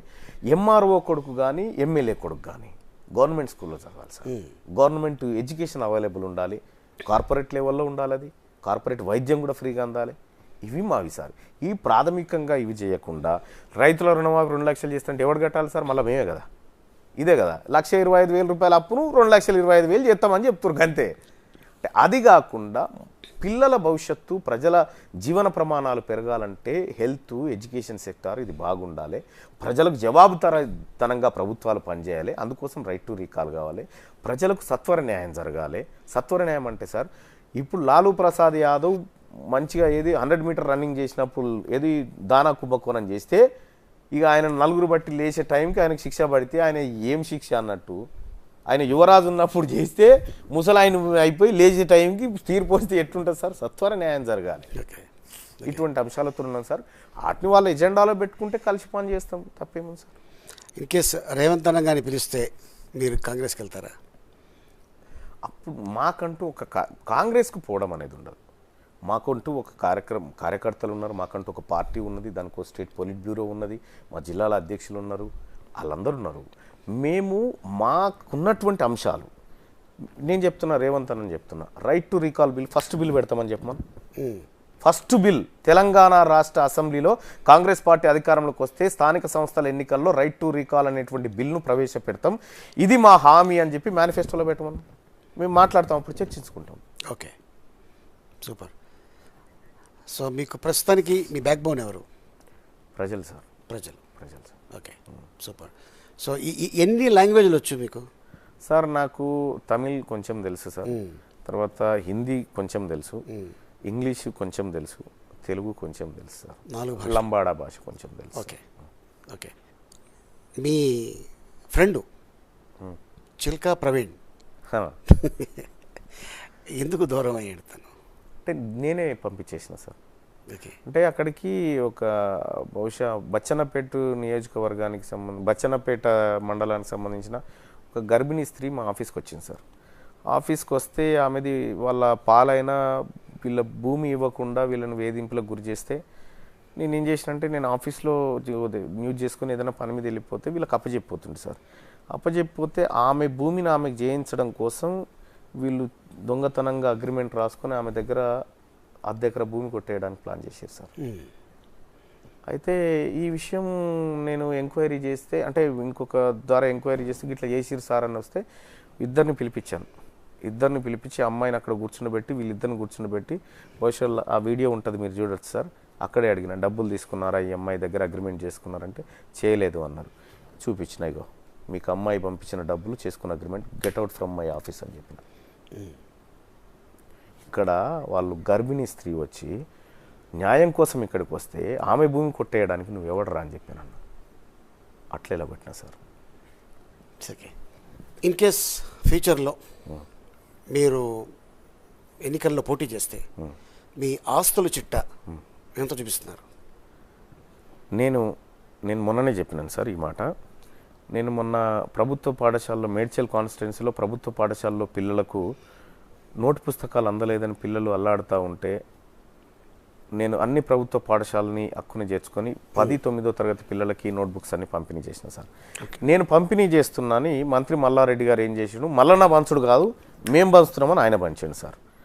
ఆ తర్వాత సఫాయి కార్మికులు సమ్మె చేస్తున్నారు సార్. నెల రోజుల నుంచి వాళ్ళకి జీతం గతం లేదు, 9-10 వేలలో వాళ్ళ కుటుంబాలు బతకాలి అని చెప్పి నేనేం చేసిన, ఆ సఫాయి కార్మికులకు ఒక నెల పూట గడవడం కోసం కొంత వాళ్ళకు బియ్యము పప్పు ఉప్పించినాం సార్. ఆయన ఇచ్చుడు స్టార్ట్ చేసాను సార్. నేనేమన్నా అంటే ఇవన్నీ ఎందుకు మల్లారెడ్డి గారు, ఇవి నువ్వు మంత్రిగా చేయాల్సిన పనులు నువ్వు చేస్తలేవు, నేను చేస్తున్నా. నా ఆస్తులు మేడ్చల్ నియోజకవర్గ ప్రజలకు రాసిద్దాం, నీ రాసిచ్చి ఇద్దరం కలిసి పోటీ చేద్దామని చెప్పిన. ఇప్పుడు కూడా చెప్తున్నా, తీన్మార్ మల్లన్న ఎన్ని ఆస్తులున్నా, అంటే నా భార్య ఉద్యోగం కాదు ఎందుకంటే వాళ్ళు బతకాలి కదా సార్, ఎన్ని ఆస్తులున్నా ఒక్క అనా పైస లేకుండా ప్రభుత్వ ఖజానాలో జమ చేయడానికి నేను సిద్ధంగా ఉన్నా సార్. Okay, super. సో మీ ఎంటర్టైన్మెంట్ ఏంటి అంటే ఆఫ్టర్ 6 ఏముంటుంది సార్, మీటింగ్స్ ఉంటాయి సార్. ఈ డెస్క్ ఉంటుంది, మాకు న్యూస్ పేపర్ ఉంది కదా, న్యూస్ పేపర్ ఏం వార్త రాయాలి, ఇది 12 గంటల దాకా ఉంటుంది సార్. ఓకే, 12-1 దాకా ఉంటుంది. ఓకే, ఒక్కోసారి 1:30 అవుతుంది. ఈ న్యూస్ ఐటమ్ నాకు ఇక్కడ శనార్థి తెలంగాణను పేపర్ ఉంది సార్, అది ఈవినింగ్ వస్తుంది. ఈవినింగ్ నైట్ అంతా డెస్క్ వర్క్ అవుతుంది. News item, edits, group calls, desk calls ఇవన్నీ ఉంటాయి. ఆ తర్వాత ఇప్పుడు ఇంగ్లీష్ పేపర్ స్టార్ట్ చేసిన సార్. ఓకే, ఈ Shanarthi Telangana English edition start చేసిన. Okay, English edition. ఆ తర్వాత ఇంగ్లీష్ ఛానల్ కూడా స్టార్ట్ చేసిన సార్, బెంగళూరు నుంచి. సండే హాలిడే తీసుకుంటారా? ఏముండదు సార్, హాలిడే లేదు, ఏముండదు, హాలిడే లేదు, హాలిడే ఏముండదు సార్. ఎప్పుడన్నా ఫ్యామిలీతో అటు ఎటన్నా పోతా వస్తా. కానీ ఇంగ్లీష్ ఇప్పుడు బెంగళూరులో ఒక స్టూడియో స్టార్ట్ చేసినాం సార్. బెంగళూరు నుంచి కన్నడ, హిందీ, ఇంగ్లీష్ అక్కడి నుంచి ముంబైలో స్టార్ట్ చేస్తూ ఉన్నా సార్ ఇప్పుడు. మరాఠీ అదంతా అంటే మల్టిపుల్ లాంగ్వేజెస్లో జవాబుదారీతనం నేర్పాలి ప్రజలకి అనేది చేసిన సార్. ఇటీవల కాలంలో మేము మేజర్గా చేసింది పాల మీద చేసినాం సార్. మిల్క్ ప్రమాదకరమైన పాలు అని చేసినాం సార్. సో చాలామంది కొంతమంది డైరీలలో వచ్చి అన్న ఏందో చెప్పన్నా, ఏదన్నా ఉంటే చెప్పన్నా అంటే నువ్వు లేవు అని చెప్పిన ఫస్ట్. ఒక ఆయన వచ్చి సార్ కలుస్తాడట అంటే ఇన్నే ఉన్న ఆఫీస్ కాడికి రమ్మని చెప్పేటోని. కానీ ప్రజల ప్రాణాలతో చెలగాటం ఆడే ఏ కంపెనీలను వదిలిపెట్టలేదు సార్, వదిలిపెట్టాం కూడా. అవసరమైతే కోర్టుకు పోయినాం, కేసులు ఎదుర్కొన్నాం, అన్నీ చేస్తాం ఇక. అంటే అందులో నాకు సంతృప్తి ఉంది సార్. అది ఎందుకు నాకు ఎంటర్టైన్మెంట్, ఈ ఫైటింగ్ అనేది ఎంటర్టైన్మెంట్ సార్. నాకు ఫ్యామిలీతో అకేషన్ ఎక్కడ వెళ్తుంటారా? పోతుంటాం సార్. ఎక్కడ ఎన్ని గంటలు తిరిగారు ఇప్పటికి? ఎందుకు సార్, మొన్న ఒకసారి ఫ్యామిలీతో ఎటు మన గోకర్ణ, కర్ణాటక, ఆ తర్వాత ఇండియా పరిధిలోనే ఇక్కడే సార్. బయటికి ఎక్కడికి వెళ్ళా? బయటికి అంటే ఇష్టం లేదా, లేకపోతే ఇష్టం అని కాదు సార్, అంటే అంత సమయం ఉండదు కూడా, అంత సమయం ఉండదు. సో ఎప్పుడన్నా పోతే నేను 1-2 టైమ్స్ ఓసారి దుబాయ్ కార్మికుల దగ్గరికి అక్కడికి ఇక్కడికి పోయినాం సార్. మేము మా టీం వాళ్ళం పోయినాం కానీ ఎక్కువ సమయం దొరకదు సార్. ఇక ఫ్యామిలీతో అయితే ఎప్పుడన్నా పోతే, ఈ ఫ్యామిలీ అంటే ఒక్క ఫ్యామిలీ పోము సార్, నా ఇంట పనిచేసి కోర్ టీం ఉంటుంది కదా సార్, వాళ్ళ ఫ్యామిలీస్, మా మిస్సెస్ వాళ్ళ ఫ్రెండ్స్, వాళ్ళు వీళ్ళందరూ కలిసి ఓ మినీ బస్ తీసుకొని పోయి అట్లా ఏదో సరదాగా అట్లా తిరిగేసి రావడం. Super super sir. అంటే నా ఫైనల్ క్వశ్చన్ ఏంటంటే, ఒక సాధారణమైన జర్నలిస్ట్కి ఇన్ని ఆస్తులు ఎలా వచ్చినాయి? ఎన్ని సార్ అది చెప్పండి, ఎన్ని అనేది మీరు చెప్పండి, అది ఎన్ని అనేది మీరు చెప్పండి సార్. అంటే ఒక జనరల్గా అంటే ఇప్పుడు సపోజ్ ఇప్పుడు మీరు పొద్దున్న అనౌన్స్ చేశారనుకోండి, మీ దగ్గర ఎంతో కొంత ఉండాలి కదా సార్. అంత ప్రభుత్వ ఖజానాలో జమ చేయడానికి సిద్ధంగా ఉన్నా కదా సార్. ఓకే, ఎంత ఉంటే ఏముంది ఇంకా. ఓకే సార్, ఎన్ని వచ్చినాయి అనే దానికి ఒక లెక్క ఉండాలి సార్. ఓకే, ఇప్పుడు సార్ ఆలీ గారు మీకు ఈ సూట్ ఎక్కడదంటే పలానా కాడ కొనుక్కున్నా, ఇక మల్లన్న గారు ఈ 10 కోట్లు ఎక్కడి అని మీరు ఒకటి చూపిస్తే నేను దానికి సమాధానం చెప్తా కదా. ఓకే, లేదు మల్లన్న గారు ఈడొక ఈ ఇల్లు, ఈ బంగళా, ఈ ఆస్తులు, ఈ భూములు, ఈ కథ అంటే చెప్తాను సార్ నేను. అంటే ఆరోపణ అంత ఈజీగా ఉంటుంది సార్. ఒక అబద్ధానికి సమాధానం చెప్పాల్సినటువంటి అవసరం మనకు కూడా లేదు. నిజంగా ఉంది, ఇదిగో మల్లన్న గారు, ఇగో ఇది డాక్యుమెంట్, ఇది సర్వే నెంబర్, ఇగో ఇక్కడ నీకున్నటువంటి ఆస్తి ఇది ఎట్లా వచ్చింది అన్నప్పుడు ఎగ్జాక్ట్గా నేను సమాధానం చెప్తాను సార్. ఆరోపణలకు సమాధానం చెప్పుకోవాల్సిన అవసరం నాకు లేదు. ఇట్లా చాలామంది చేస్తూ ఉంటారు సార్. So super. సో ఈ రోజున ఈ విధంగా చాలాసేపు మనం మాట్లాడుకున్నాం. అవును sir. Thank you so much. ఏదైతే మీరు అనుకుంటున్నారో మీ కళలు నెరవేరాలని నేను కోరుకుంటున్నాను sir. All the best. Thank you sir. Thank you so much. Right sir. నమస్తే.